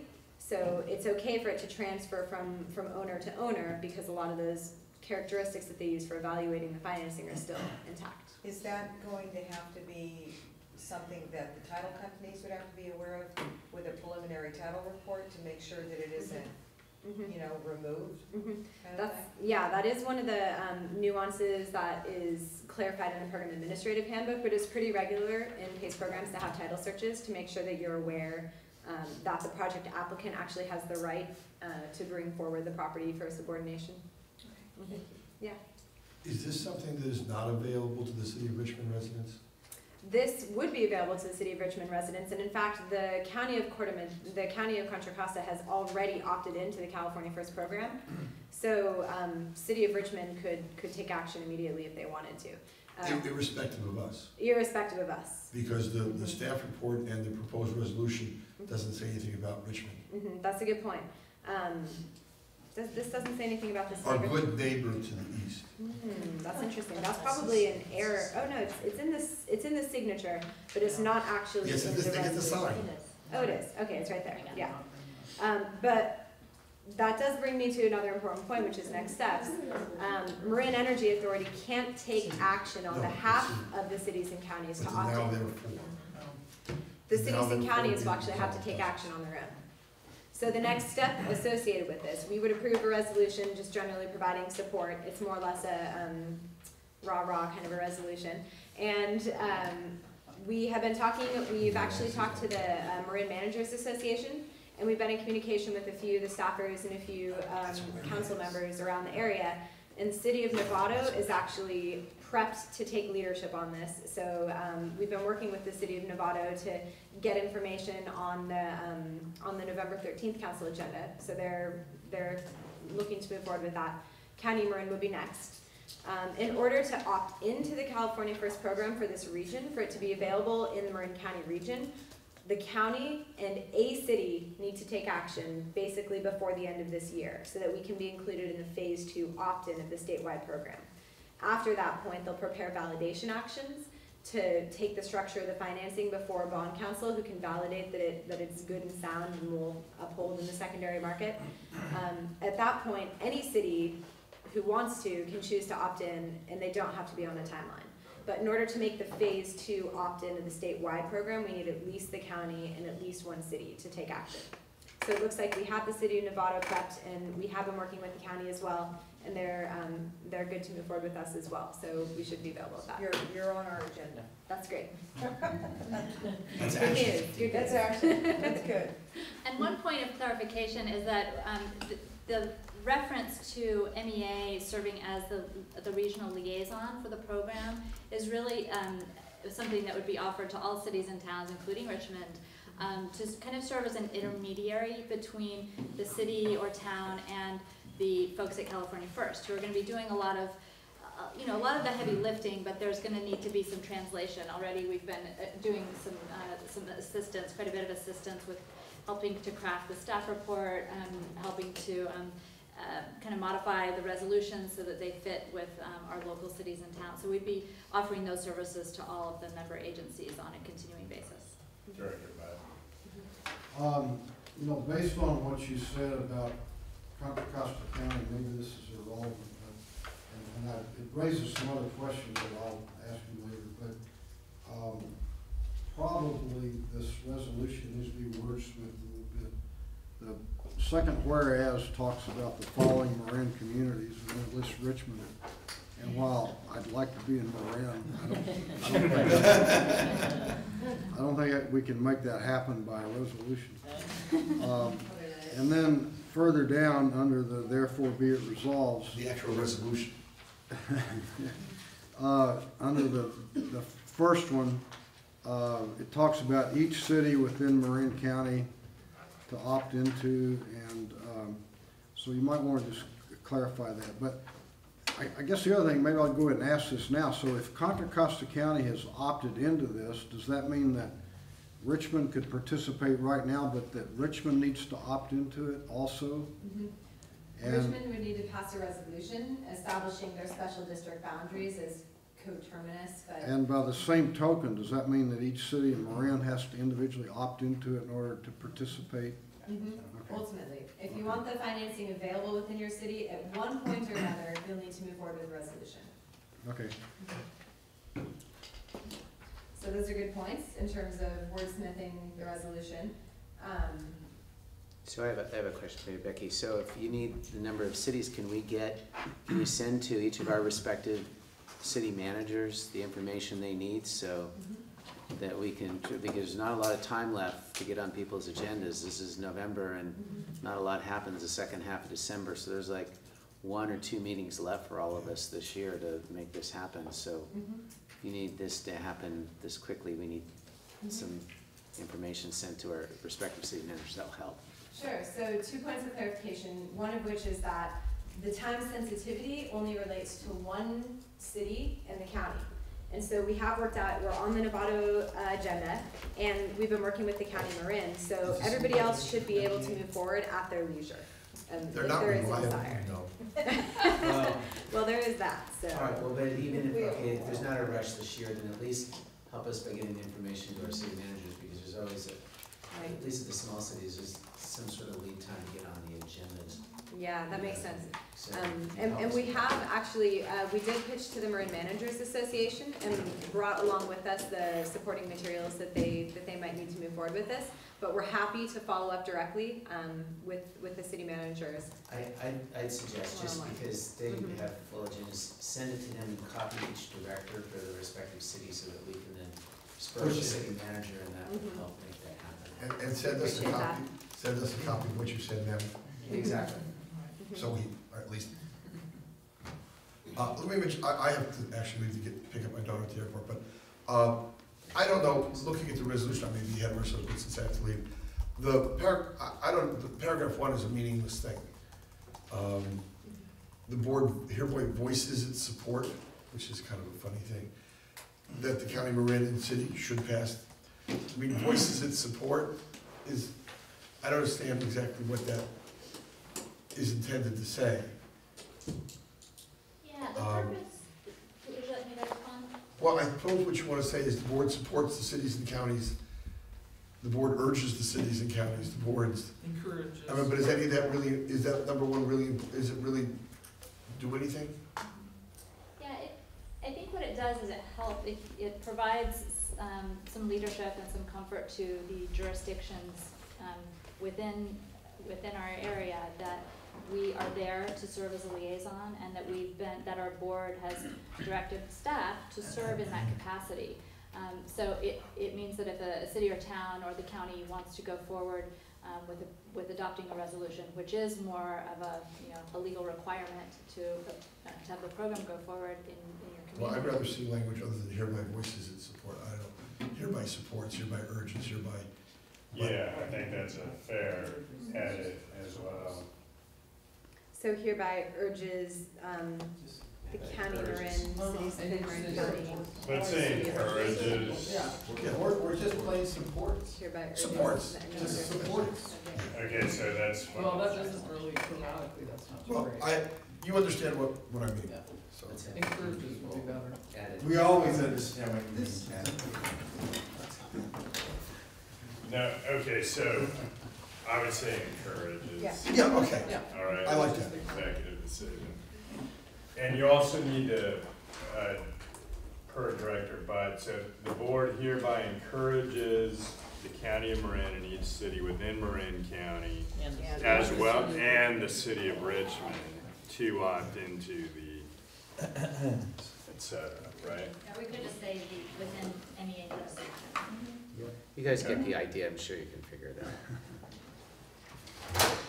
Any further comments on this? I mean, overall, are people supportive of California First participation?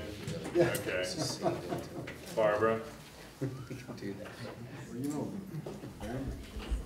I mentioned before that, Women's Energy Matters has a new consultant that works on financing, and, I think I mentioned in the tech meeting a couple months ago that, my consultant is very, leery of the PACE program. And I had hoped to get more information on, his position on PACE before now, and we haven't, I've been insanely busy, and so is he, so I don't have that yet. I really strongly urge you to wait one meeting. I don't like the feeling of being pushed, by California First. I wanna, call your attention to the fact that the program issues bonds on behalf of the applicant. So the financial, on behalf of the applicant and the financial institution, but requires applicants to find a lender.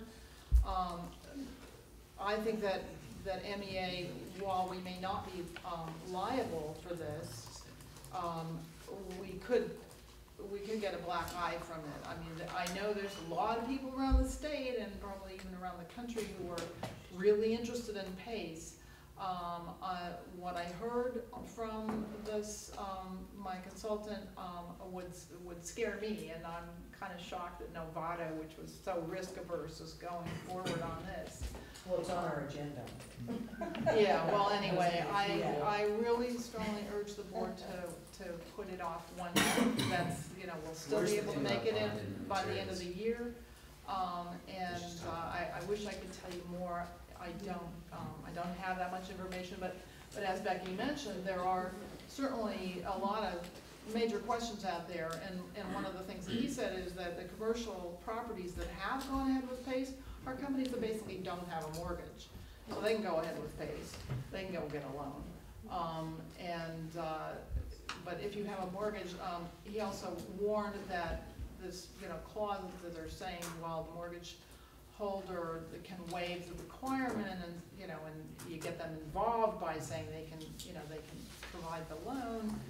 He said they can rescind that, and still call the loan. So we certainly would not want any of our businesses to get stuck on something that goes bad. And I just think that rather than rush into it this month, let's wait one more month. I'll try to get you the information so that you can evaluate it.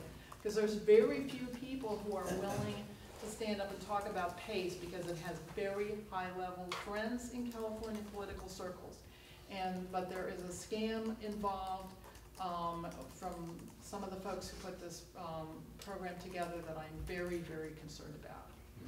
So if I can respond to that real quick. One of the things, there's a few things in there that I just want to ground in how they would work in this program. The concept that this program is issuing bonds is absolutely correct. That's the way that the financing mechanism is characterized. It's the authorization to place it on the property tax. So in the open market model, what's happening is that the project applicant is working with the program to essentially structure a mini bond, which the financial institution then purchases. So in the case of Sonoma County, what they do is they make little bonds for every project that they do, and then they sell them on a monthly basis to their county treasurer, and their treasurer essentially purchases the bonds and holds them. In the case of this program, what happens is each individual project applicant negotiates a bond transaction with the private financer, who then buys the bond from the project applicant. Another thing that I think is really important to distinguish about what you're talking about is the idea that the mortgage holder could rescind the mortgage. That's absolutely true if the mortgage holder doesn't know that they're being subordinated or is subordinated without giving consent. The important part about the California First program is that they require the consent of the mortgage holder so that the project applicant doesn't have that risk, or at least is fully aware of the fact that going to their mortgage holder and asking them means the mortgage holder may say no, and that then they can't move forward with the program because it requires mortgage holder consent. So there are programs, there are PACE programs operating in the state right now that don't require mortgage holder consent. They may require notification, and some of it is called affirmative notification, as in you just send out something to the mortgage holder, and if you don't hear back from the mortgage holder, then you assume that you have consent. And those programs I'm personally very uncomfortable with because it's allowing a private financial institution to essentially make a profit at the risk of the project applicant.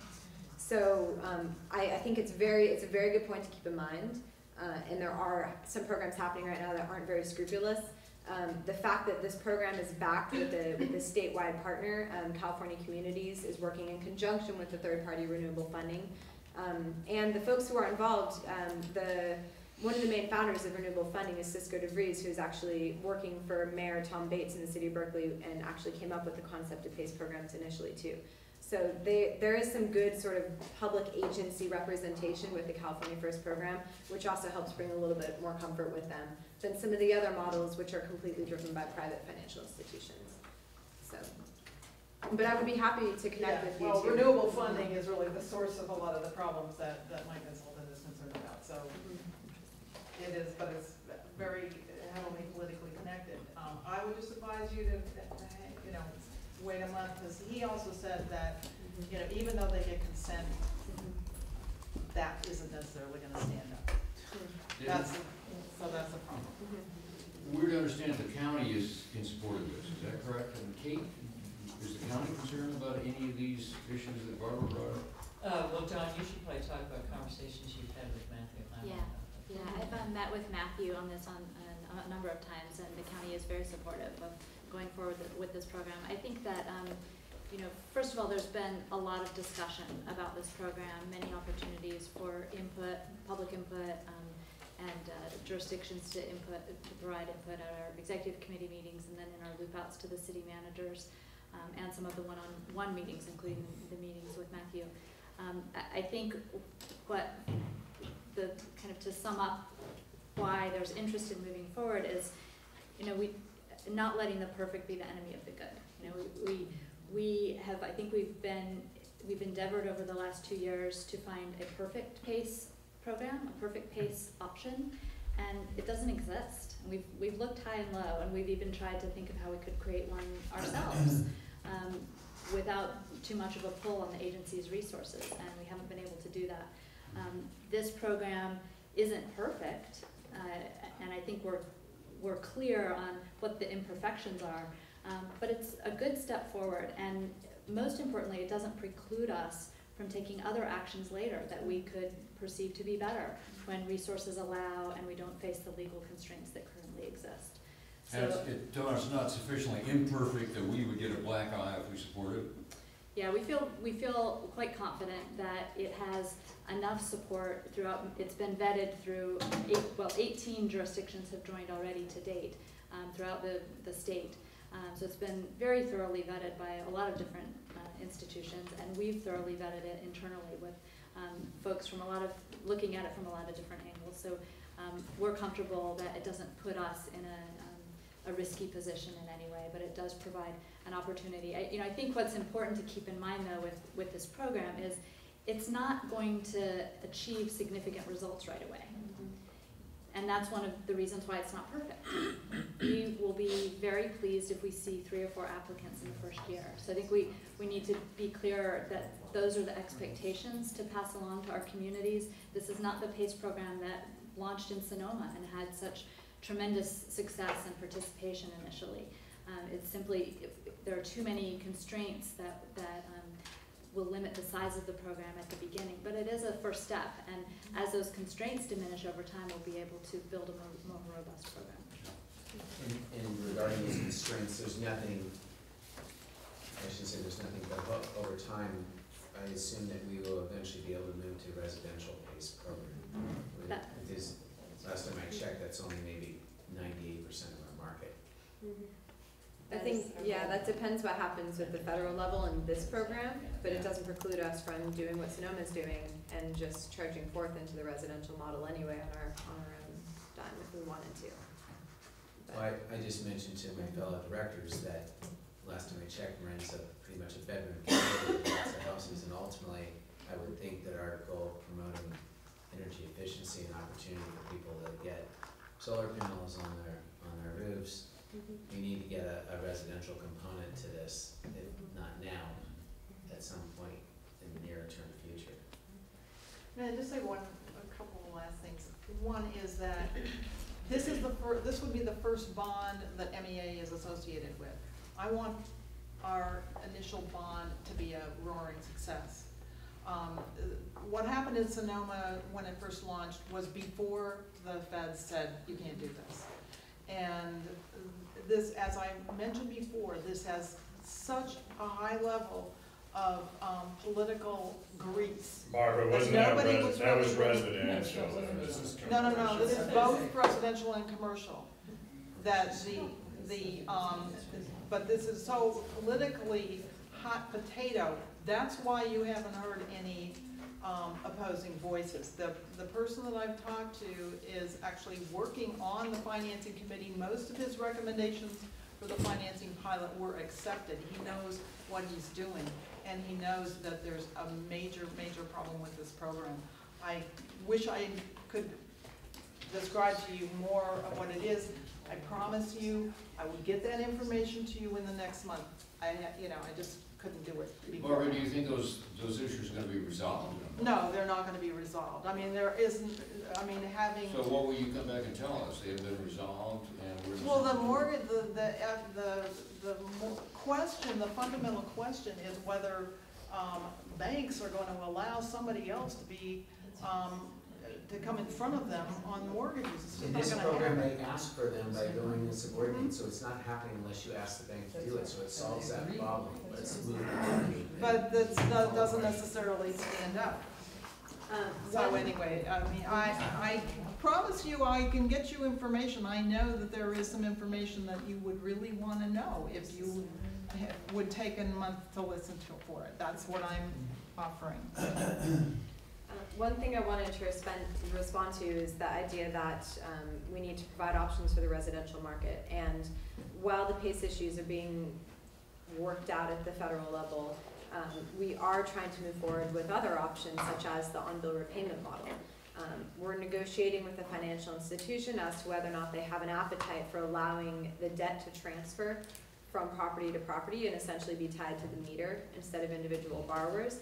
And if we are successful in negotiating an arrangement that works to both parties' desires, that could be a really nice substitution for PACE at the local level. One thing I think we learned in the state of California in 2010 is that diversifying the options that are available is always a good idea. So I think in the interest of providing more than one possibility, that's something to keep in mind. Any further comments? Okay, what's the board's pleasure in terms of this item calls for a motion if you'd like to move forward? I move to approve the motion. And if we could also include in the motion the changes that we recommend. Absolutely, yeah. With the various editorial changes, recognizing that Contra Costa County, excuse me, Richmond is in Contra Costa County. We'll recognize that as a judicial notice of that fact. Credible amendment. Okay, did we have a second? I'll second. Yes. All right. All in favor? Aye. Opposed? I'm gonna abstain. Okay. One abstention. That matter carries. Item 11, addition of 2 staff positions. I'm going to say a couple of words of introduction and we're going to hear from Farah, who is our human resources consultant. As we are a growing organization, growing quickly, we have some growing needs, and historically we've been very careful to add positions only after we see a clear, likely ongoing need among our staff team here at MEA. We've had 2 extra hire positions that have been in place now, one for about 3 months and one for about 3 weeks, and we're seeing that there's a need for continuing the support that these services have been providing to the organization. So Katie Geyer's been assisting us with looking at options for expanding our team and assessing what we already have happening with our extra hire positions, and is going to give you an overview of the item before you here. Okay, thank you, and I haven't seen you for a while, but I'm happy to be here tonight. As Dawn had mentioned, there's additional work that has come to MEA from the full rollout in 2012, as well as adding the City of Richmond and the possibility of more jurisdictions being added in the future. What we looked at is how the work could be assigned, what it would look like, and where these jobs would fit in within the organization, the existing organization. Dawn and I met and talked about what the work would be of the jobs, and working with Dawn's staff, developed the 2 job descriptions that are in your packet, the Internal Operations Coordinator and the Program Coordinator. The next question that came up is where they should fit within the organization. With the additional positions, the organization was, even though the number of staff is fairly small, there's a lot of contractors, and it was becoming fairly flat with too many reports to Dawn. And supervision and management of staff is one of the biggest responsibilities within any organization, and the successful supervision and management of staff is directly contributes to the success of the organization. So you have an organizational chart that shows 5 direct reports to the executive officer, and then the programs that fall under those. And the new positions that are being proposed, recommended for your approval tonight, are the Internal Operations Coordinator, and that position is one of the middle management positions that is responsible for a division and reports directly to the executive officer. The other one is a Program Coordinator, and that job reports actually to 2 different programs, the Communications Director, the Public Affairs Program, and the Energy Efficiency Coordinator for the Energy Efficiency and Local Coordinator, or local programs. And as you heard from Becky, that program is growing rapidly, and having additional assistance there is really important. So the recommendation is that you approve these 2 new staff positions of Internal Operations Coordinator and Program Coordinator, and the compensation ranges that are listed on each of the jobs, and that they give the authority to the executive officer to appoint at a level within that salary range. And the salary ranges were established by looking at the work that ADP did before, as well as internal comparisons within the organization. And I'm happy to answer any questions if you have them.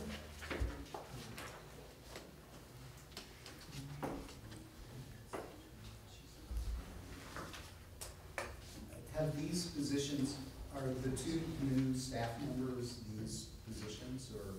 They're extra hire in the positions, and they're in the employee handbook. There is the option of hiring without a posting, and so whatever the organization decides to do, typically in this situation, I would imagine that they would hire without a posting being done, and there is authority to do that. Yeah, I'm just trying to clarify. We've already hired the positions. Our 2 new staffers are They're extra hire, Yeah, so temporary employees. We have 2 staff. Among all of the staff, 2 of them are in an extra hire classification, so we don't actually have a position created and assigned for them yet. This is kind of similar to how the County of Marin uses the extra hire position when there's a temporary need, and the extra hire category is used to fill that need, and then if it moves into becoming more of a long-term need, then a position is created. One of these positions is currently filled by a person who was with us as a Climate Corps volunteer for about a year, and as his time was set to be over as a Climate Corps, he wasn't completely a volunteer, I should say designee. His time was sunsetting in July of this year, right at the time we were going to be enrolling a lot of customers. So we knew that that would be a really bad time to lose someone who was particularly doing a lot of our local outreach. And we found that this, so we asked him if he'd be willing to stay on an extra hire capacity for a number of months to help with the enrollment of new customers. And as he's been with the organization, there continues to be a heavy workload and a strong need for that position to continue. Where's the program coordinator position on the org chart?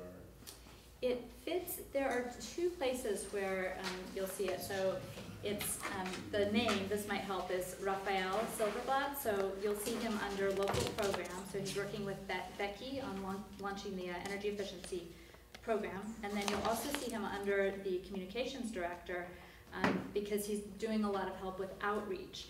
And I'm glad that we're talking about this position because Katie has been very helpful and we've worked hard to kind of delineate who's on what team.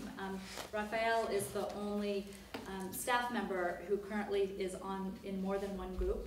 And we really tried to pin him down to just one, but he was serving a really essential function on the communication side. He coordinates and participates in many of our outreach events in the community where we do tabling.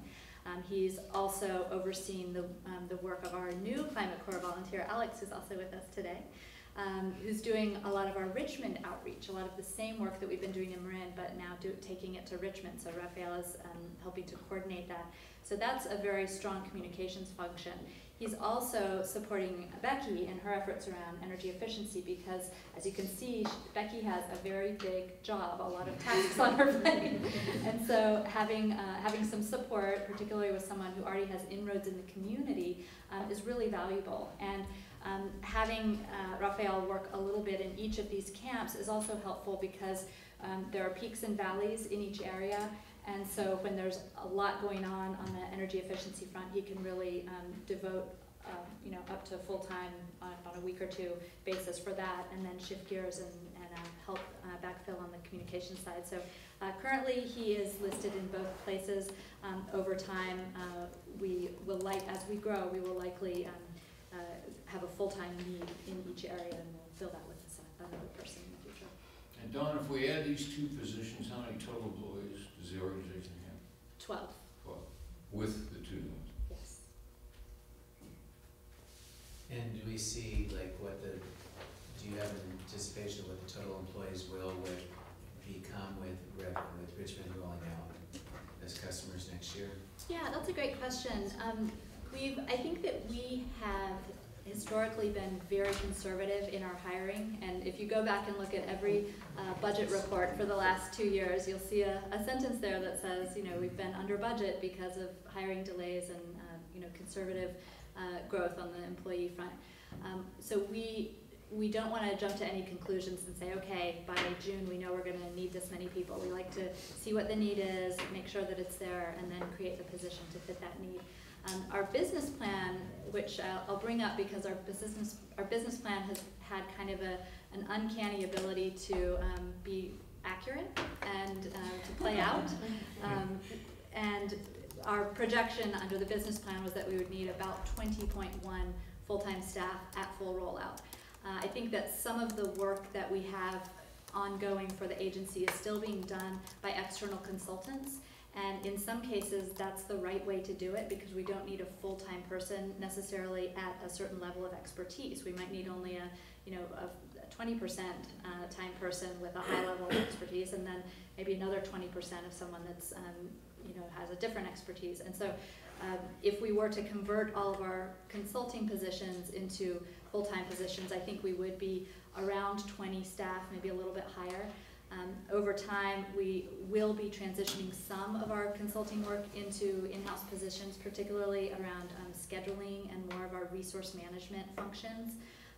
But what we found is that the matchup between having a staff and a key external consultant is really working well. And you'll see this is one other thing that's helpful to point out. In the light green boxes, the biggest boxes going across the page here, you'll see the list of team members, which are our staff, but then you'll also see the external team listed there. Those are our key consultants, and you'll see that we have key consultants in every single area here that we draw upon as needed for critical functions. We have APCO and Noble Energy Solutions in the communications area.